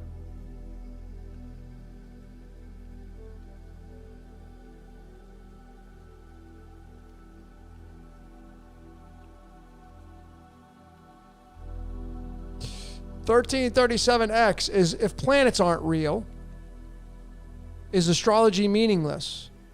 Well, my answer is absolutely not, because I can take anybody's astrological chart and I can break it down and I can tell you a thing or two about yourself and I don't even know you. So is astrology meaningless? Absolutely not.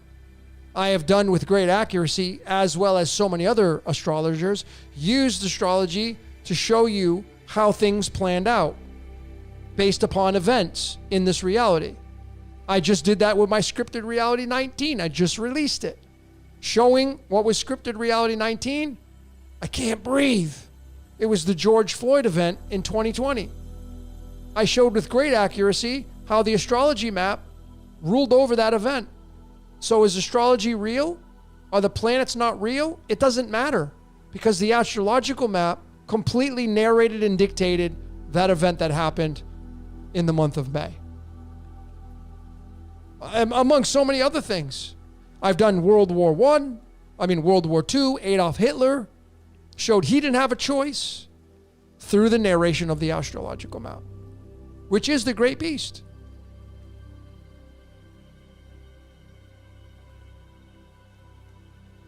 So I don't expect people to, I don't want everybody, I want you to be a disruptor. I want you to be a skeptic, but don't just dismiss a system just because maybe you don't understand it, or you look up at the sky and say, well, that's not real.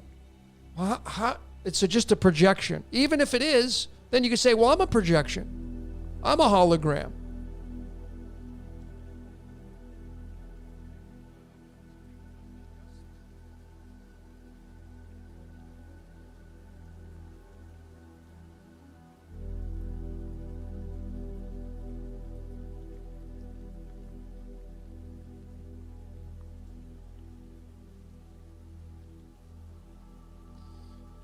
Coincidence Theorist says, I just want you to know I appreciate your visions. Thank you so very much. Listen, ladies and gentlemen, I'm sending all of you guys a ton of love. All you guys and gals a ton of love. Whether you like me or not, I get thumbs down. I get a lot of people that don't. I have a lot of haters. That's all good. I don't want to be I don't want to have a 5-star rating. I'm not in it for a 5-star rating. I'm not in this for likes and subscriptions. I'm not in this to get I don't care what my subscriber count gets to. I don't care. As a matter of fact, if I got to 200,000 subscribers, I would have to sacrifice more of my life to keep that 200,000 subscriber count going. There will be more energy on me at 2. I'm not going to say that it's not going to be part of my reality. I don't know what my numbers are, but I don't care. This channel, if you're here and you're listening, thank you. You may not agree with everything I say. Thank you. I don't want to have little mini me's running around. I want you to be original and unique and being your own snowflake. I don't want you to be like me. You may have similarities. You may have commonalities. You may have like-minded thinking. But at the end of the day, if I lay out my truths and you lay out yours, there's going to be some differences. And I'm not here to debate those differences with you. All that matters is what you believe. Your opinion and my opinions, they're meaningless. That's my opinion. Your opinion doesn't pay my bills, and my opinion doesn't pay your bills. At the end of the day, I don't make your way through life. You got to do it yourself. I'm just here as somebody who's sharing what I'm supposed to share. That's it. Do I have it all figured out? No, I don't. Do I have everything from A to Z? No. Do you know how many times I've been wrong? How many things I've gotten in error? Yes, many times.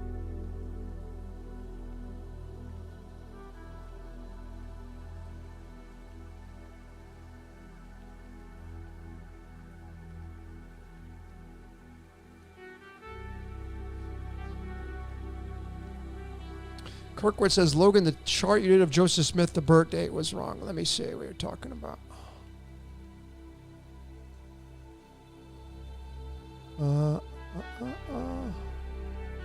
1805.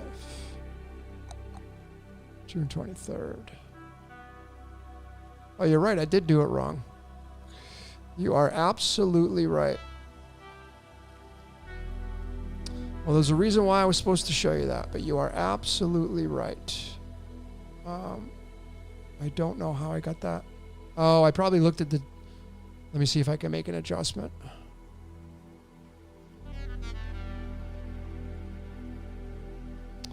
Let's see. Thank you for catching that.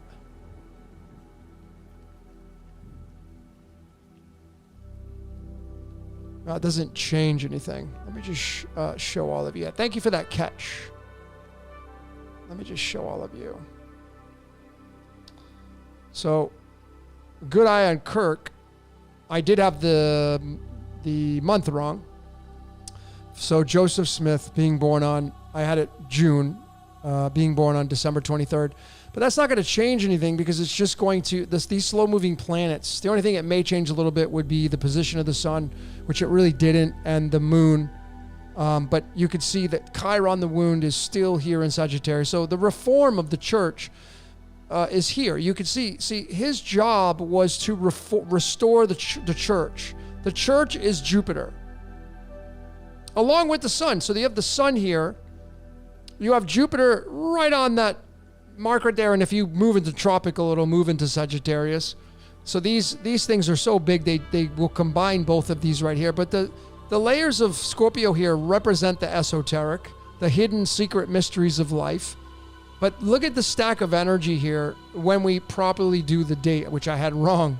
But the sun being here with Rahu, being here with Mars, being here with Chiron the wound, and this all representing the church, being ruled by Jupiter, and Jupiter's just right there. And you can see like the chart rulers here would be Jupiter and Mercury. Mercury being the messenger, and Mercury being in, look at all these planets in Sagittarius.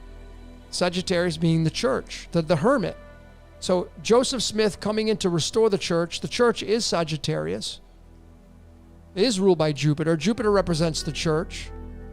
And you got the sun there, the spirit, as well representing the church, the spirit of God. And you have Rahu, the node of the moon, Mars, the driver, to bring it all together, to move into this. You have 20 here, which is graduation, which is judgment.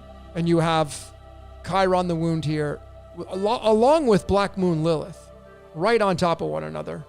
And Mercury, the messenger, all in the house of the church. The sun here in Mula, which is the root. This placement right here is the 19th nakshatra. This means establishing roots. Joseph Smith came in to restore the church. So again, does it mean Joseph Smith is right? In the story, for him it is. The astrological map once again shows the clarity in how this reality all works out, whether one believes in it or not. The nodes of the moon here, again, Gemini, the communicator, Mercury energy, moving towards the house of Sagittarius. And it's got all this stacked with the sun and Mars and Rahu and the restoration with Chiron, the wound there, all very significant, telling the story of Mormonism. Yeah.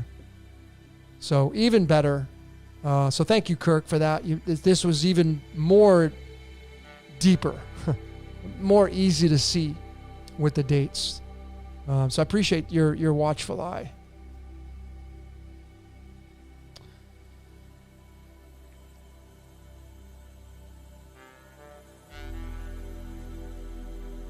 That's a super stellium, Stephen. But the clarity there with I think the Chiron on top of Black Moon Lilith and the wound there, bringing back restoration to the church. It's very crystal clear. That was Joseph Smith's position in this reality. Again, where their golden plates found, they're nowhere to be found. But again, you see, it doesn't matter. Because the astrological map, there's a layer, that's one part of the onion. So if the gold plates are fake, they're not real, they really didn't happen. See, the story is a self-fulfilling prophecy. Mormonism would become a self-fulfilling prophecy, but because so many people believe in it, so many people, and they have all these temples, and the temples have symbols on them, and they're downloading, it becomes very much part of our reality.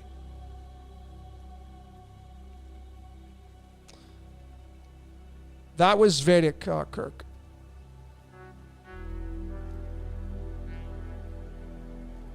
That was Vedic.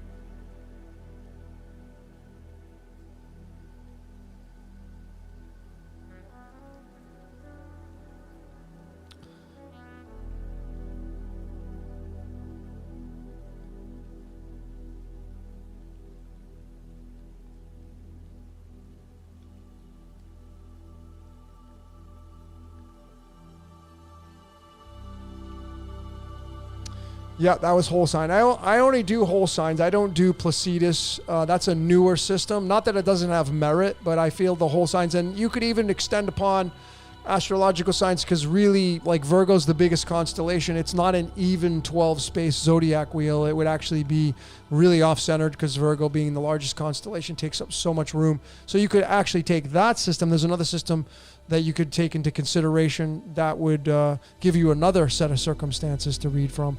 I just prefer to use the Vedic because you have the nakshatras. I feel like it's much older. That's what I think so, anyway.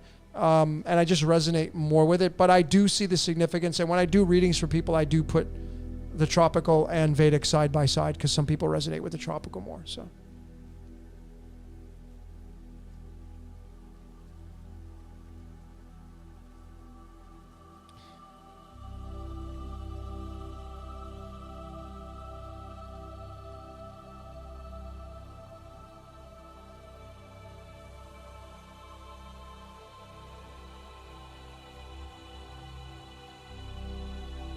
On average, Joe, thank you so very much. I appreciate you, man.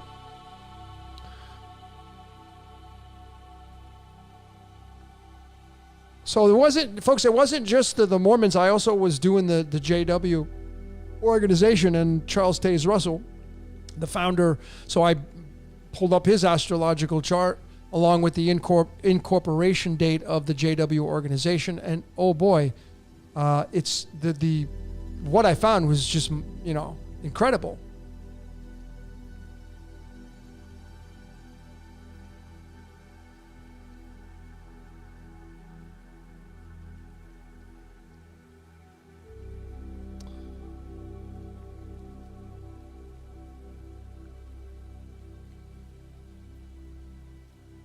Yeah, so the difference between, like, a lot of you,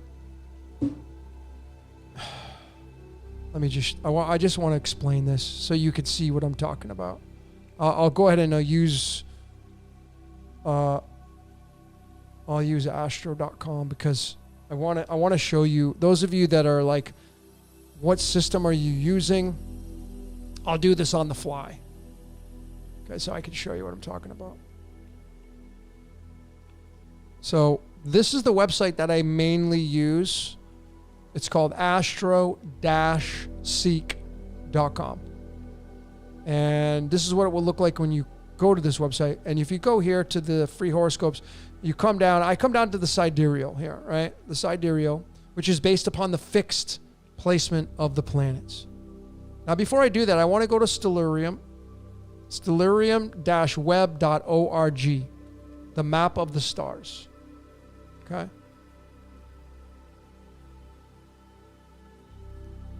And let's get we're going to get the ecliptic here. Get rid of that. And we're going to move over here to the bottom, and we're going to move it to nighttime. So that red line is the ecliptic, right? Which all the zodiac signs move on. The stars, this is the heavens now. Now we're going to come down here. We're going to click on the constellations with the art so you can see them. And what I want to do is I want to show you, I'm going to come up here. I want to show you where Pluto is. So I'm going to type in Pluto. And you're going to see this right here is where Pluto is at. Okay? Let me get rid of the landscape. So Pluto is right here. Right now. Now, Aquarius is all the way over here. Now, you can see that the constellation does move. If you count the hand here, it does move into the constellation of Capricorn. Now, if you go to tropical, people say, Pluto has now moved into Aquarius. Well, this says otherwise, because this is not there. But because this space that we call space is so vast, it's going to incorporate probably both signs simultaneously. But if we're going to be nitpickers, Pluto is in Capricorn, and it just got into Capricorn. So I'm going to go to the Vedic, and I'm going to pull up the map of right now of May 7th. And it's 11:54. So we're just going to go to midnight. I'll just do Cancun, which is why I'm near there. Actually, it's going to be, let's just do the exact time.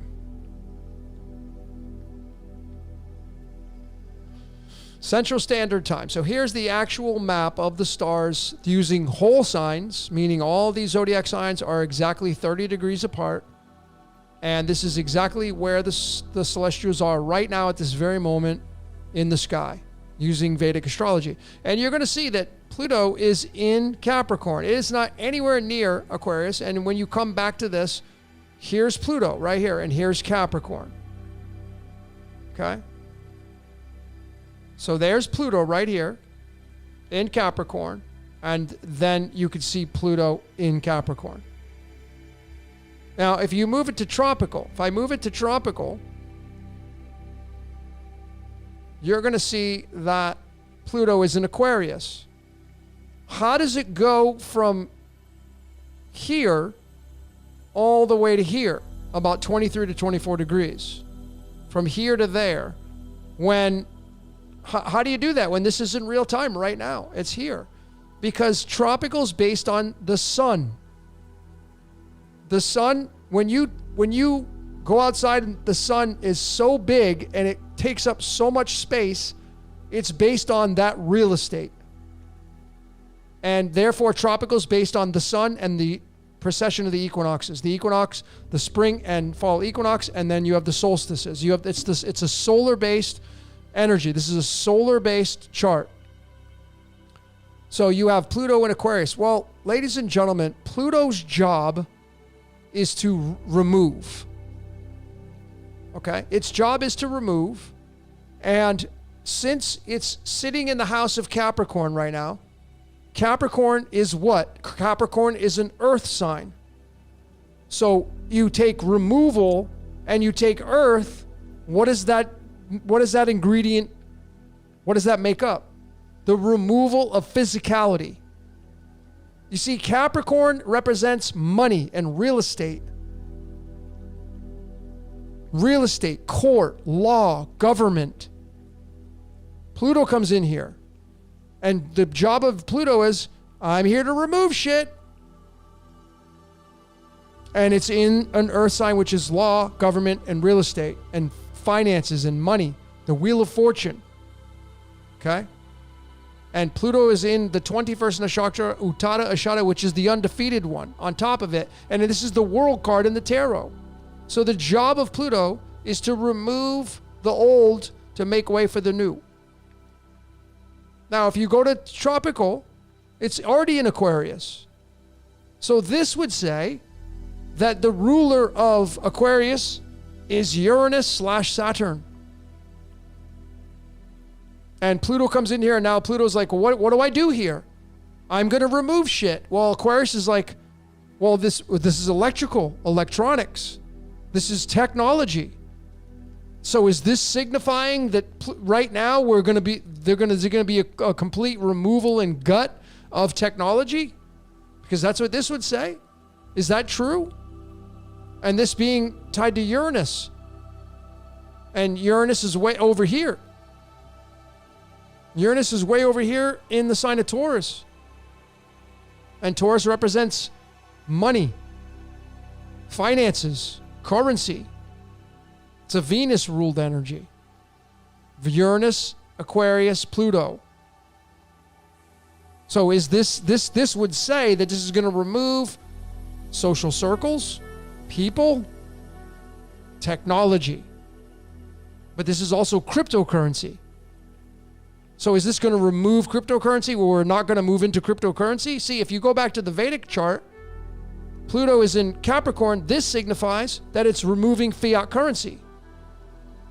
Its job is to remove the old world to make way for the new one. Capricorn is earth. Aquarius is air.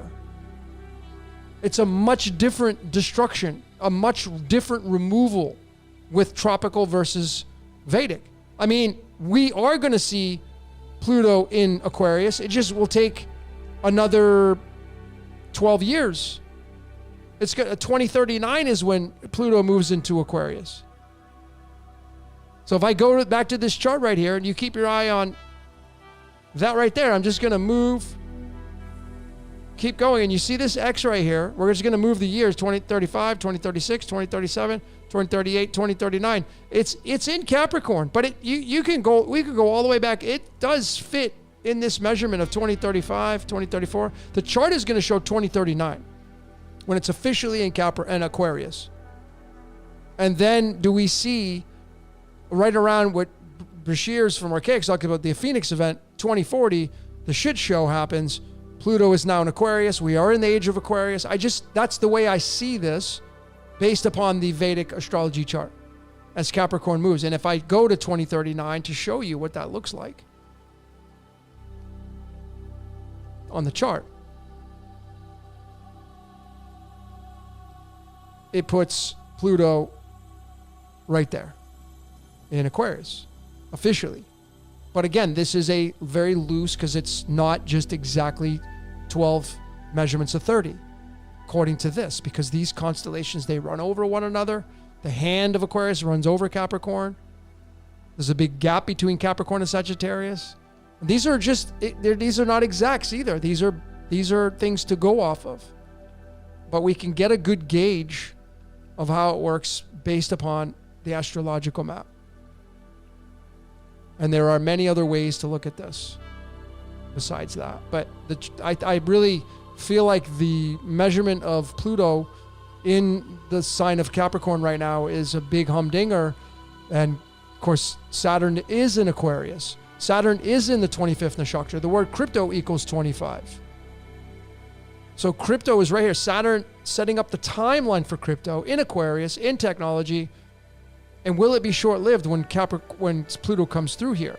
Will cryptocurrency be short-lived? That's the question. I will have to wait and see. But there's a lot of new beginnings here with Jupiter in Taurus. Here, right now, Jupiter just got into Taurus. Taurus represents the bull god, and it represents money. And Jupiter is always about expanding. So you have Jupiter here in expansion. You have Uranus in Aries, which is all about fire and leadership, and Uranus being the ruler of cryptocurrency, in my opinion. You have the sun here in Aries, which is cryptocurrency, because the sun represents gold, and gold is moving into crypto, which is digital. You have Venus right here, which is the Ankh, which is immortality, here in Aries as well. So there's a lot of significance here, and then this cluster of energy here right now with Rahu in the 27th nakshatra, with Mercury, with the Chiron wound here. There's a lot of reemergence of spirituality in a big way right here because of this placement, and Neptune is finally home back in Pisces again. So this is a big marker for people as well, is Neptune ruling over the waters and essentially our bodies here. Okay, so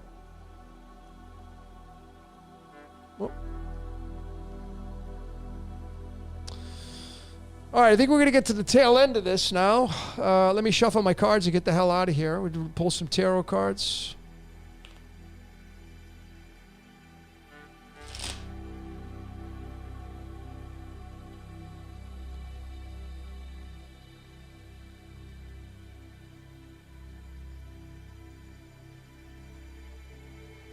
But, you know, ladies and gentlemen, whether the stars are fake, whether or not it's a projection, it doesn't matter. And there's no way to prove that it's just a projection. I mean, I've gone through countless amateur astronomy telescope videos. I mean, I'm seeing the same thing with all these amateurs. Forget NASA.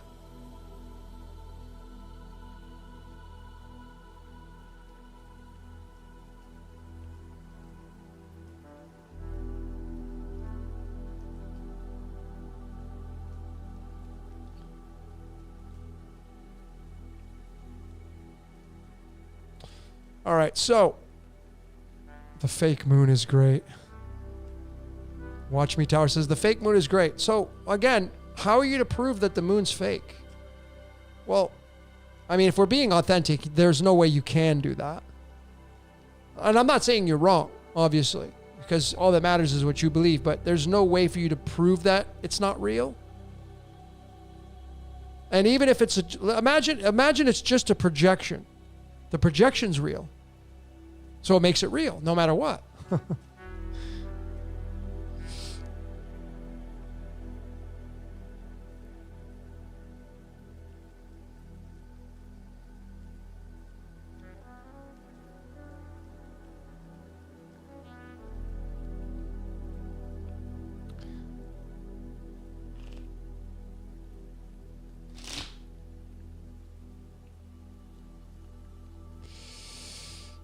Watch Me Tower, man. I've looked through tons of lenses, bro.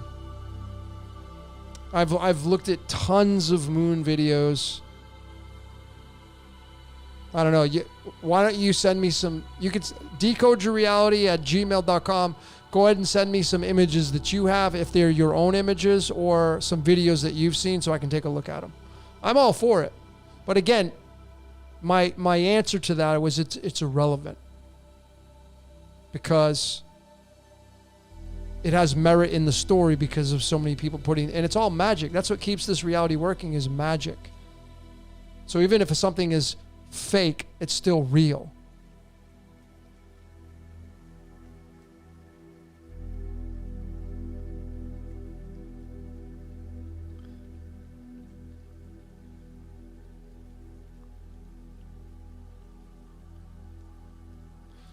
Okay, so let's get into some tarot. We're going to wrap this sucker up.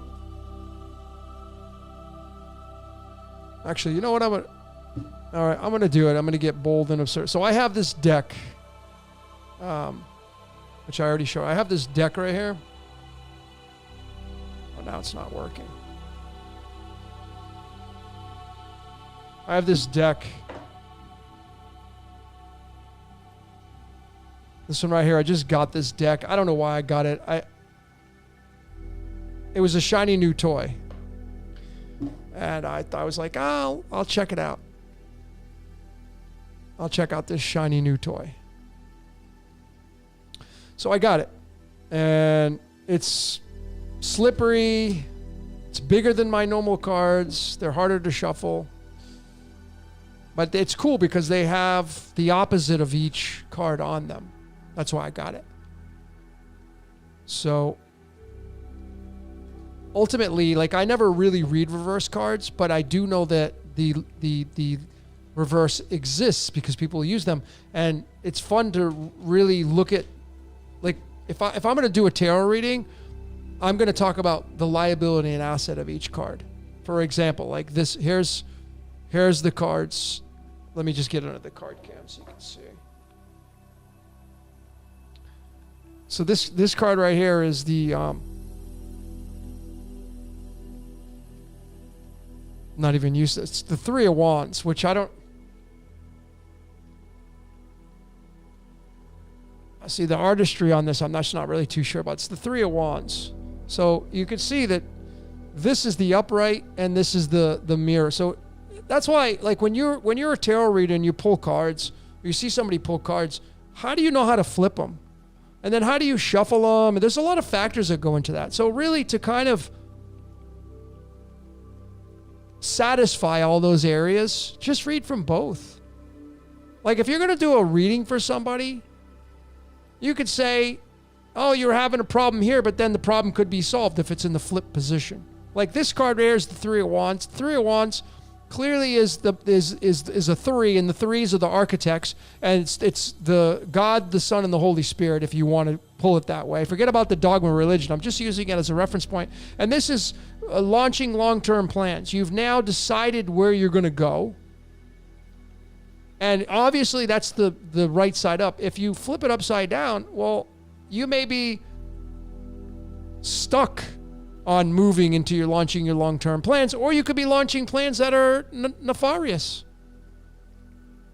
You could do that with these cards. But anyway, let's reshuffle these a little bit more, and we'll pull a couple cards. Why not? I'll do it. I'm just not crazy about the artwork. I guess, like Creature of Habit, using the Rider-Waite deck for so long. It's just easy peasy.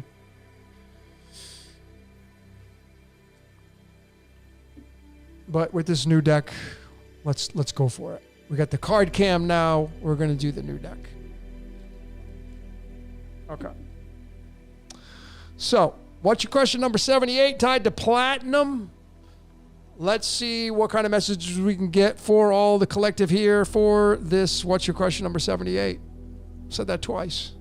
So the first card, this is how I do my, people say, how do you do your cards? I just kind of, and then I just pull a card out from wherever I feel. And that's what I pull. So I'm just going to pull this one. And we got let me put it under the card cam here. My stupid thing ain't working. Okay. We got the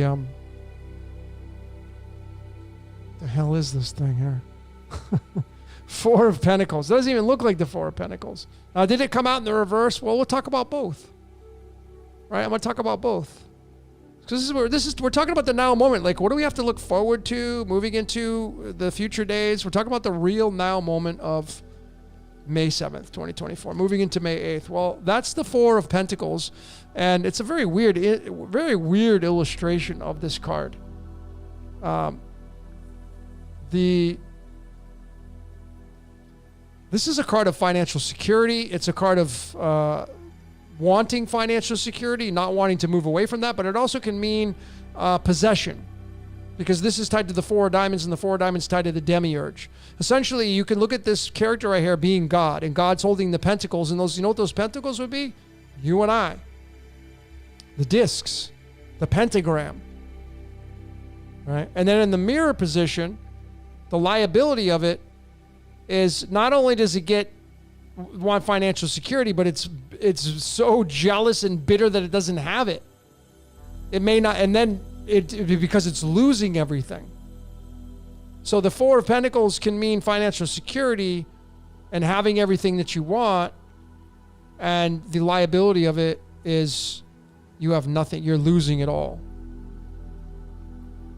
So that's the first card. Okay. Let's get the second one. I'm not going to come back on camera. I'm just going to, I will. Let me do it. Let me just do it real time. So you guys, some say, you're doing it. So just pull the second card now for the collective. And just look at that. I got the Three of Wands. Just talked about that. This Three of Wands right here, going back to the card cam, is a card of adventure. It's a card of launching long-term plans. And it's a mental card because it's wands. It's fire. And this card right here sits in the house of Gemini. This is a Gemini card. Because this is the 3, and the 3s are Gemini, and Gemini is the twins, Castor and Pollux, and this is you and your doppelganger, and this is you and God, supernatural, and this is you launching your long-term plans. Let me get him over here.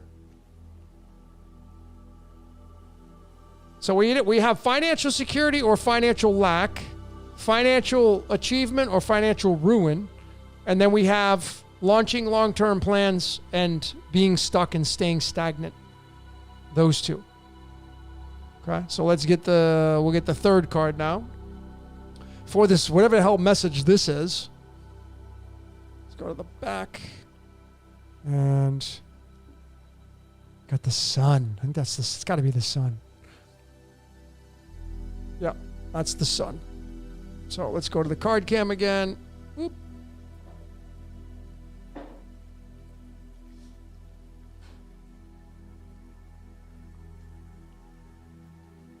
So now we got the sun here. And I don't even see so you can see the sun. Oh, I better not do that too much because they'll freaking... You get naked stuff on here. They start to... That's okay. So these are all dead. So the flip of the sun is life. Life, death. Spirit, non-spirit. That's the easiest way to read tarot in the reversal. The sun, the spirit inside of you, the master giver, and then it doesn't give anymore. But again, ladies and gentlemen, I'm not pulling straight up reverses and uprights. I'm just giving you and interpreting the cards from the postulation of both liability and asset. Okay? So let's pull a fourth card.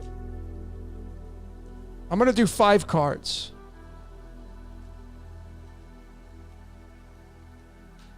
Okay, so the fourth card.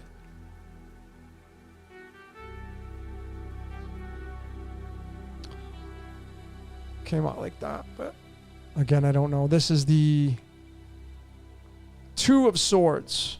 So let's go to the card cam. So the 2 of Swords upright is a card of indecision. It's a card of impartiality. It's a card of inertia. The typical card is where the blindfold, you're under the moonlight, you can't see, the 2 swords in hand, representing the past, present, and future, but you're kind of sitting there in inertia, not knowing what you want to do. When you flip that,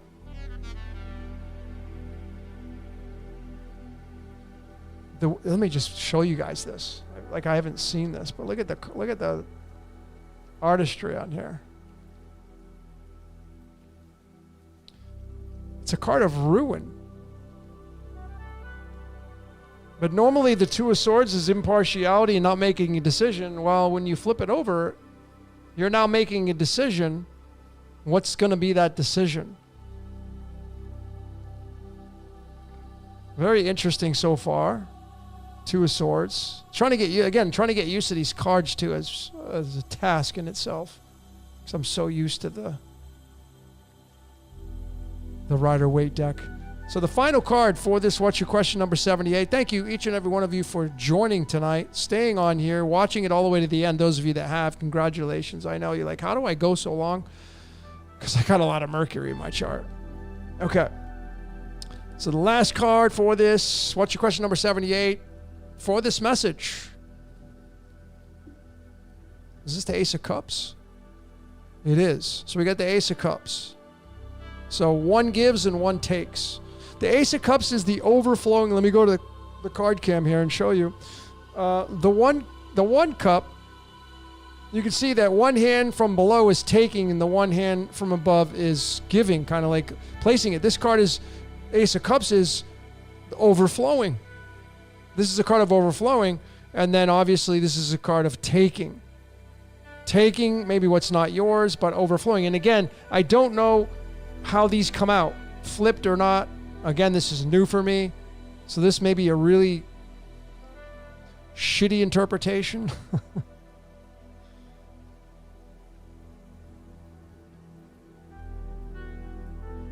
So there's all of them. So the 4 of Diamonds, the 3 of Wands, the Sun card, the 2 of Swords. Let me add these up with the trusty calculator, see if we can't get some numbers on there. So the 4 of Pentacles is card number 67. 68, excuse me. The 3 of Wands is card 25. The Sun is 19. The 2 of Swords is card 50. Wow, I'm having a hard time tonight. Why? 40. That's the Cups. 51. And then the Ace of Cups is 38. 200 range. So it's a Mercury energy. So there's a message here. Obviously, that's what we wanted to talk about. Let me get one more tarot card, get my rider weight. I'm going to go back. I don't think I'm going to use these cards. I'm not crazy about them. What do you think? But anyway, the 4 of Diamonds, 4 of Pentacles in the upright position, financial security, craving financial security, possession. In the reverse is turmoil because you're losing control of that. The 3 of Wands upright is launching long-term plans, going on that journey. The flip side of that is obviously being stagnant, not being able to go anywhere. The Spirit card, the Sun card, is abundance and life. The flip side of that is lack and death. The 2 of Swords is inertia and sitting still, and then I would imagine the reverse is moving into something which doesn't look so positive. I'm not sure what the artistry is on that. And then the Ace of Cups all the way at the end there, the top half should be overflowing with abundance, tied to the number 38, 37, and then underneath in the upside down position would be take, take, take. Give, give, give, take, take, take. But let's see. I'm going to do run one rider weight card for all of you for the interpretation. That'll sit right in the middle, and that card shall be the Empress. So the Empress being tied to Gemini, being tied to the prison, being tied to Mercury, being tied to communication, being tied to creating things through your imagination, creating things through your communication. This is probably the shittiest reading I've ever done here live, because these are new cards, and I just can't get the interpretation with these cards. It's maybe some of you may be able to leave your comments what you see down below. I just don't think I'm going to use this deck, but there could be some, either financial security or financial ruin. Launching long-term plans towards life or death, and this could be simultaneously running parallel lives. Having some kind of inertia here, but then moving into something that doesn't look so hot, and then having an abundance and having a taker at the same time. I'm not really crazy about this deck, ladies and gentlemen. What do you guys think about it? I'm not really crazy about it. Yeah, I like the concept. That's why I got it. I thought it would be cooler. I like the concept of it. I'm just not sold on it. So I don't think I'm going to keep it or use it. I only have a few tarot decks, but this one I would chalk up to another. Not really crazy about it. But the Empress overall, the Empress giving birth to something here. Something coming in for giving birth to things.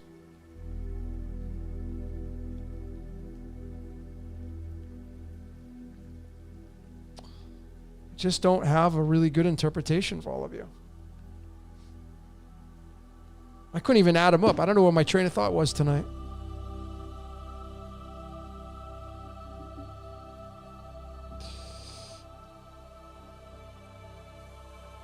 Well, I gave him a shot, ladies and gentlemen. I'm just not crazy about the cards. I'm going to go right back to my Rider-Waite deck and my Cards of Illumination.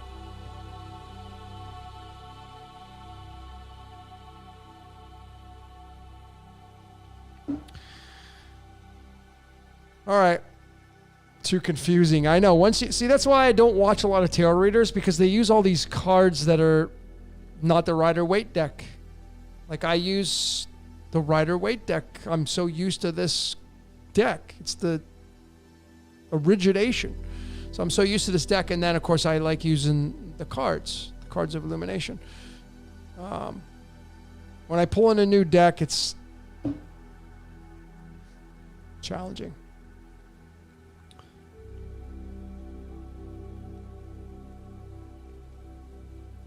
Sharon's asking, as a non-NPC, what role should we play to change the world? Well, first and foremost, Sharon, you may have not, if you're not a member of Patreon, you wouldn't have watched it. But I did a decode on NPC. And the research shows that we're all NPCs. That would mean you are too. How would I define being an NPC? You're not in control of your life. And how would I support that? By decoding, which I have done over 500 videos showing that artists, musicians, sports players, hierarchy people, all were living out their own script. Meaning that they're NPCs. They're a non-player character. Non-player character meaning that they're being ruled over by something else, which in that case would be the voice in your head. Now, is that going to change? Is that subject to change? Maybe. Maybe. But let's move into the pertinent part of your question. Setting aside the NPC. If you think you're not an NPC, that's all that matters. Like, don't agree with me just because I say it. Move into what you want to believe. So the bigger thing is, what role should we play to change the world? And my answer would be, step number one, study yourself through your astrological maps, through your numerology, through your Enneagram, personality types, human design, gene keys, as many tools as you can use. First, start there. Confirm what you already know. Maybe you need a little bit of encouragement. And then confirm with what you love. Once you know what your chart looks like and you know what the moving parts are, it's like opening up the owner's manual to a car. Like, to me, the best way to describe fulfilling your role in this reality, it's like you buy a Porsche Turbo and you have no idea it's got a twin turbo on it. Because you drive around town and you just putt around. You drive like a grandpa. Like I drive like I do. Anybody that knows me, I drive like a grandpa. I just slow. I don't drive too fast. So you get this twin turbo Porsche and you never hit the gas. So you have no idea how fast it goes and what it can do. So essentially the poor turbo in the engine, if it could talk to you, it'd be like, listen, Sharon, can we come out and play, man? Because I'm like bored here. Like, the engine gets all the attention, I get nothing. Can I come out and play? And if it could talk to you, the turbo would say, listen, all you got to do is hit the freaking gas, man. Stop putting around town. Hit that damn gas. And you're like, oh, I didn't know. And you listen to the turbo and you finally hit the gas and whoo. You're like, whoa. That's what it feels like to go through your reading, your astrological numerology. That's what it's like. It's discovering that you have a turbocharger on your life. You just have never used it. You just didn't know it was there. But it's always been there. But you've been running on this simple motor, just getting by. See, Aquarian age is I know thyself. That's why it's the justice age. When you know yourself, you don't need anybody to tell you how to be. There's all these handicaps on our lives based upon people telling you, you can't do this, you can't do that. If you don't do this, you're going to get this. If you don't do this, you're going to get that. If you don't do it my way, you're going to get this. Everybody wants you to do what they want you to do, but not everybody's built the same way. Not everybody this is my final answer, by the way. Not everybody incarnates to play the good character. There are people that incarnate to play the protagonist, the antagonist, the villain, the superhero. Not everybody comes in to play the good character. But most people think that that's the way it works. It's not. It can't be. So the best thing that you can do is study your code, study your code, study your code. And when you study it again. And then when you think you got it studied, you study it again and study it again. And then you look to your life and say, I'm ready. I'm going to surrender. I'm ready to do what you want me to do. And I'm speaking just in the context of God, right? I surrender. What do you want me to do? This is what I've done with my life, folks. I've surrendered to my code. And you know what my code calls for? Tarot, cards, astrology, theology, philosophy. That's what my code calls for. And I feel like I don't work anymore. The greatest feeling ever. I don't work. I get paid to do what I love.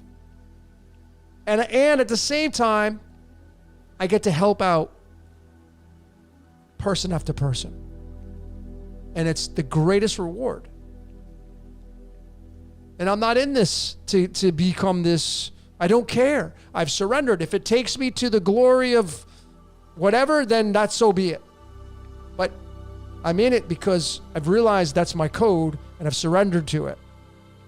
And the voice in my head has confirmed it. And I get signs day after day by my receipts when I check out, the signs I see, the people that call, the people I meet, the phone numbers I get. It's all signs to confirm that I'm on my path. I don't need to defend my path. So if you want to know what you can do besides the non-player character stuff, study yourself. When you study yourself, you know yourself. We're moving into the age of Aquarius. It's I know thyself. If you don't know yourself, you're going to get lost. If you're listening to other people, you're going to get lost because they're going to tell you what they want you to do. Of course, everybody's got an opinion. I don't think you should do it this way. That's the way you would do it. I don't have to do it your way. I don't need to explain why I'm doing it my way. But most people are in the habit of explaining and justifying what they got to do out of habit. That's it. So when you study who you are, and you realize that we're all, I like this one probably the best. And I learned this from Alan Watts, which coincidentally, he has the same birth card as I do. He has the 8 of spades. He was born on March 6th. The British philosopher Alan Watts, I've listened to his stuff a million times over. I've listened to him 10, 20 years ago. I listened to him. Didn't know it. He says, we're all incarnations of God. That summarizes it the best. This is why I have said that you're being used, I'm being used as a little puppet on strings because God uses you to experience its own reality through. That's the best way I can describe it. And it's just like when you sit in your car and you turn the engine, you take for granted, we all do this, you take for granted the alternator, the battery, the brakes, the brake cables, the brake lines, the brake fluid, the air filter. You take all that for granted, not because you're not grateful of your car, because you ain't thinking about all the moving parts in the car. But if all those moving parts in your car could talk, they would be screaming at you, hey, what about me? Like some of you haven't changed the air filter in your car and the air filter's pissed. It's old, it's dirty, it's a 90-year-old air filter and you haven't changed it and your engine is pissed off. It's like, dude, can you give me some clean air here? No, you're just lazy. You've neglected. And now the engine is cursing at you because you've taken it for granted. Because there's a lot of moving parts in the car. If the car could talk to you, man, your car would run better because it would tell you, this is broken, that's broken, this is da-da-da-da. And it will remind you. We don't do that because got busy lives. These are all just kind of things to think about. I know I'm being very abstract and kind of silly in a sense. But study yourself. Study yourself. Study yourself. Study yourself. Study yourself. And when you finally get to the nitty-gritty, you're going to see that you're a snowflake.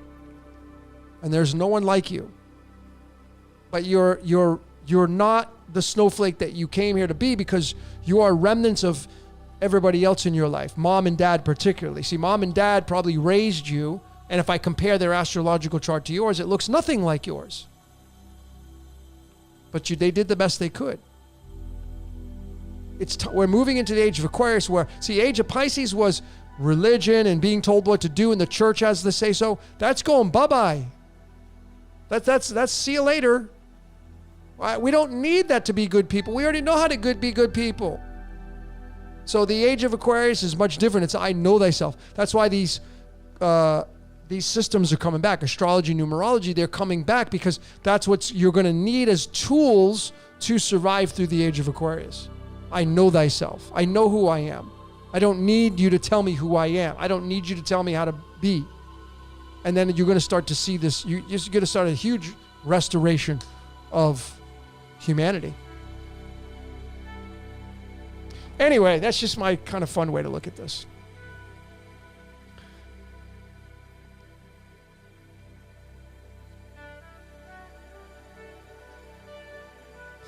Bye-bye religion. Don't need it.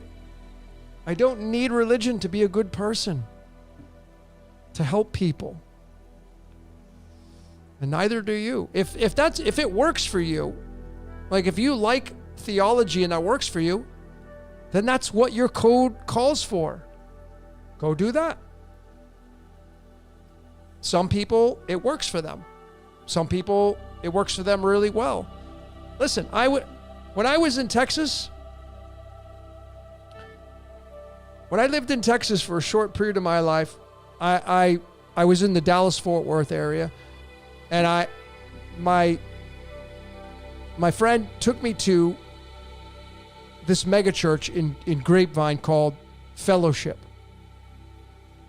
And there's a pastor there who's phenomenal. He's actually, like, I would love to look at his astrological chart because I guarantee I would be able to see pastor written all over it. And you go into this mega church, and I mean, it's amazing. They have childcare. They have professional musicians on stage. They play music. It's like going to a concert. It was absolutely amazing. And then he comes up, the pastor, and he's a prodigy, born to do it. So you're going in front of somebody who's a natural, and he's just so characteristic. He's so amazing at what he does. And you get drawn in, and it feels good being there because the energy goes high, and people are like, yeah, everybody's all lovey-dovey, and great. So it's a archetype. When I was sitting there, I'm like, this is a freaking archetype. It's an energy center. And being there, I'm contributing to the nucleus of this church because I'm part of it as I'm there. Even though I'm sitting there observing, and I'm more like this, I'm like not, I'm more like this. I'm more like closed off. I'm not interested in joining your church. I just want to come and just be an observer of it. I think it's cool because I do. I think churches are really cool. But some people actually go to churches and they feel like they have to go because it's a part of them. And you look at their code, and again, this pastor who I told you at Fellowship Church, born to do it, how would I ever go to him and tell him, hey, Ed, his name's Ed, you're wrong. How dare you sit up there and talk about celebrating Easter, which is a pagan holiday, which it is, right? You're celebrating nature, but I'm not going to be tit for tat here. But why would I go up to him and say, hey, Ed, you're absolutely wrong for doing what you do. And I want to debate you. Why would I do that? Because I think I'm right, and anything outside of me that's not right, I'm gonna prove you wrong. This is our world today. That needs to end. Like, if you want to go to church and that makes you feel good, go to the damn church. If you want to read some kind of mystery novel and you think it's true and real, that's your truth. Don't care.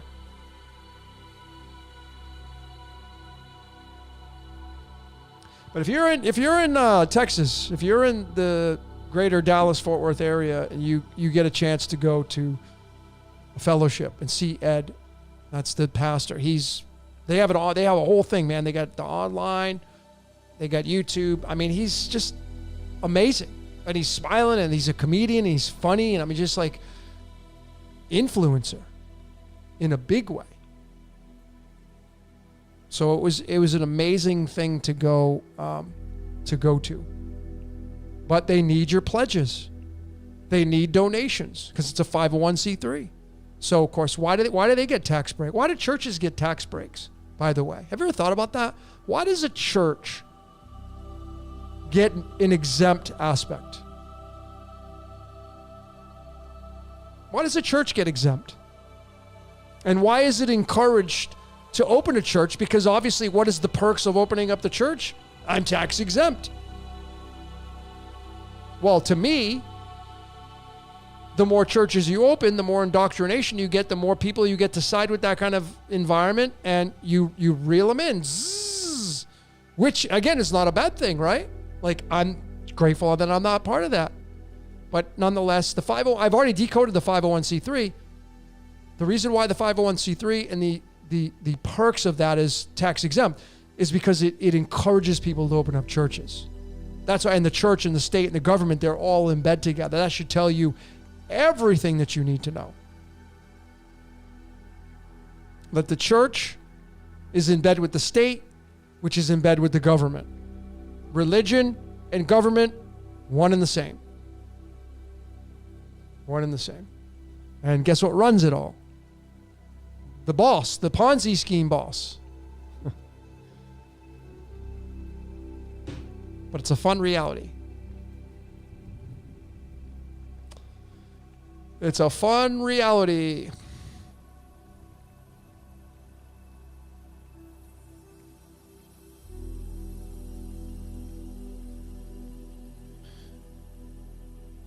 All right. See, I see how, like, people say, how do I do it? I just go on these tangents, and then next thing I know, I'll hear another hour goes by. So, all right.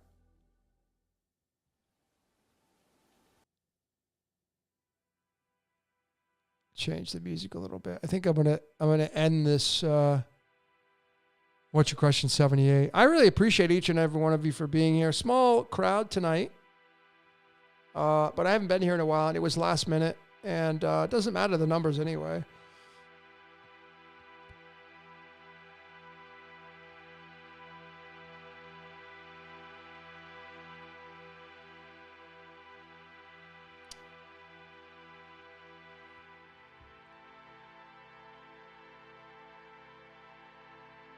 Governing body whistleblower says, why was I put on timeout? I don't... It was one of the moderators that did that for you. They're pretty good, though, at judgment of character. Maybe it was something that you said, or I don't know. I don't know. But the good news is you're back here now, so don't blow it.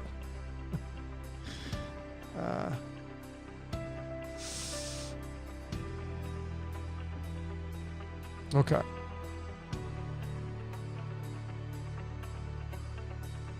Yeah, just because I've never seen your name here before, but I'll let you know, like, here in this, what's your question? We're all about live and let live, but of course, you don't be an asshole. You know what I mean? Like, don't bring your shit. Don't try to put people down. Don't sit here and say this is that, this, it's got to be my way. We strive not to do that in here, because this group strives to be living in a state of neutrality, and neutrality is where we live and let live. Okay, we live and let live. That's what we do.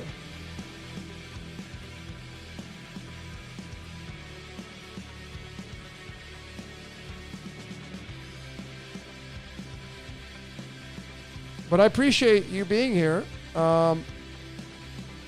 Kirkwood said he's a whistleblower, so he's probably going to blow it. That's awesome. See, I'll just be straight up because governing body, obviously, you're JW, right? So I'm probably gonna do a decode in the JW organization, not to discredit the organization. That's not I don't care. I used to be part of it, and I don't regret any of it. It's an archetype. But I'm gonna do a decode on it because I want people to see what it's tied to. And it's tied to the same thing that all the other religions are tied to.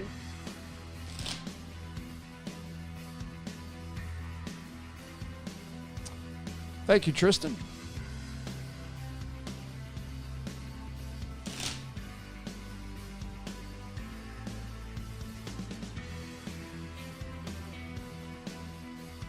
Oh, you've been watching me for a long time. Cool. What's up, Ryan? We got some Constance from Ireland in the house. We got a lot of new names here. It's great. I'm shuffling my tarot cards out of habit right now. Maybe I'll pull another one. I said I wasn't going to, but let's see. I think I'm going to end this at 12:45 a.m. Yeah, I'm going to end this transmission. Let me just pull one card. The overall message for tonight. What's your question, 78?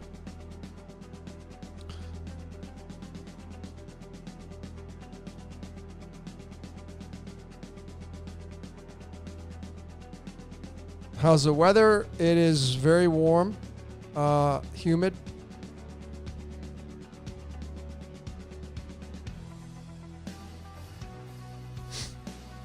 But it's better than cold and wet.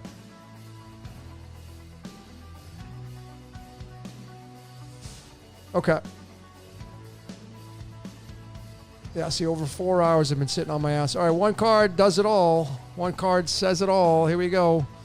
One card from the Rider-Waite deck. What's at the bottom of the deck? Oh, the celebration card. It's time to celebrate. The message here for all of you, ladies and gentlemen. Some of you, I should say. When's the last time you got out and celebrated life? So I'm going to give you the different meanings of this, right? The fun meanings. If you're having a rough time in your relationship, there could be a third party involved. And you're just in denial. You don't want to face it because you're hoping that it will not be true, but it's true. This can mean third party. So you're being played. So what are you going to do about it? But this card also can mean celebration, right? Celebrate good times. This is the card of reincarnation, by the way. This is the 39th card in the deck. It's tied to reincarnation. So, of course, what would happen if you're God and you have all this energy here in this reality that you can play with, and somebody gets reincarnated? And now, like you could imagine, these could be the angels and demons that play us. And they're all celebrating. Yeah, somebody reincarnated again. Woo! Anyway, that's just for fun. But this card could mean you need to get out and celebrate. Those of you, and then, of course, those of you, if you're in relationships, it could mean that you have a third party involved and you just don't want to admit it. So the question is, what do you want to do about it? So anyway, let's get the final message for this. What's your question number 78? Using the Rider-Waite deck, my favorite deck. The card is the Hermit. It's my life path, right? So the message here maybe is to celebrate your alone time, celebrate your independency, celebrate your alone time. But the message clearly was to go give, man. Take that light in a bucket and go give it to somebody. Do something nice to somebody. Go do a random act, some kindness. Pay somebody's toll behind you. Pay somebody's groceries in the grocery line. Go feed a stray cat or dog.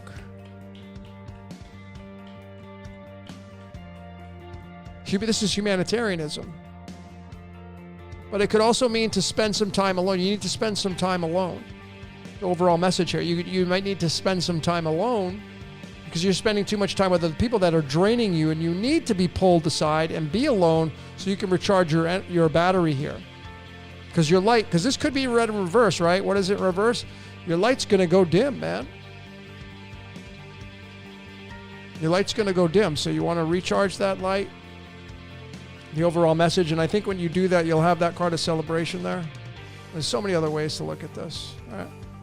That's the overall message, the Hermit, the 9th card. And remember, through the astrological map right now, all that energy in the sign of Pisces, all the energy in the Jupiterian energy there, which was in the sign of Taurus. Jupiter just moved into Taurus, which is a Venus sign, which is about loving yourself, studying yourself. The 9th zodiac sign, Sagittarius, is the Hermit, which means studying yourself, which means knowing yourself. That's an important integral part of who you are and why you're here. Just shuffling again the sun, the spirit inside of you, ladies and gentlemen. All right. So, ladies and gentlemen, I'm just going to let this play right here. This is called Symbiosis. The name of the album is Across the Moment. It's pretty awesome.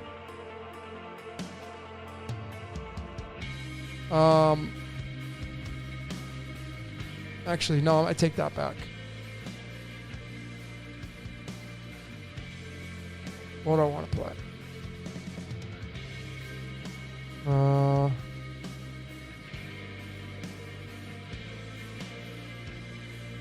Let's see. To end this, what's your question? 78.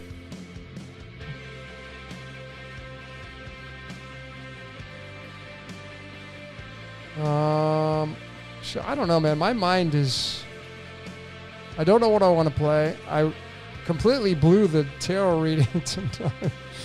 That was horrible. Yeah,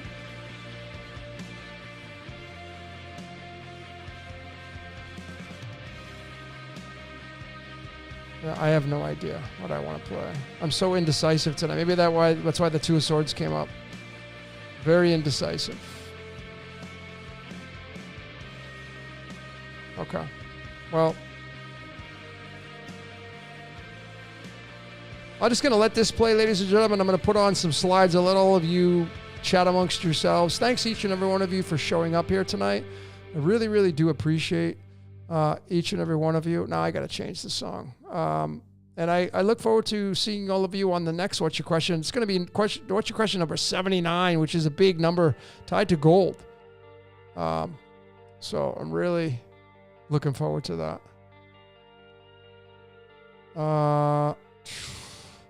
See, I can't choose a song.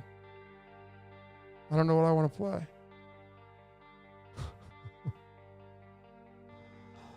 Yeah, I don't know. I was going to play this. This song right here, I'm going to get a copyright strike. That's okay. Better to have the good music than not. This is the great band Europe, and this song is called Walk the Earth. Ladies and gentlemen, that's all I got for tonight. My name is Logan, Decode Your Reality. Until next time, we will see you later.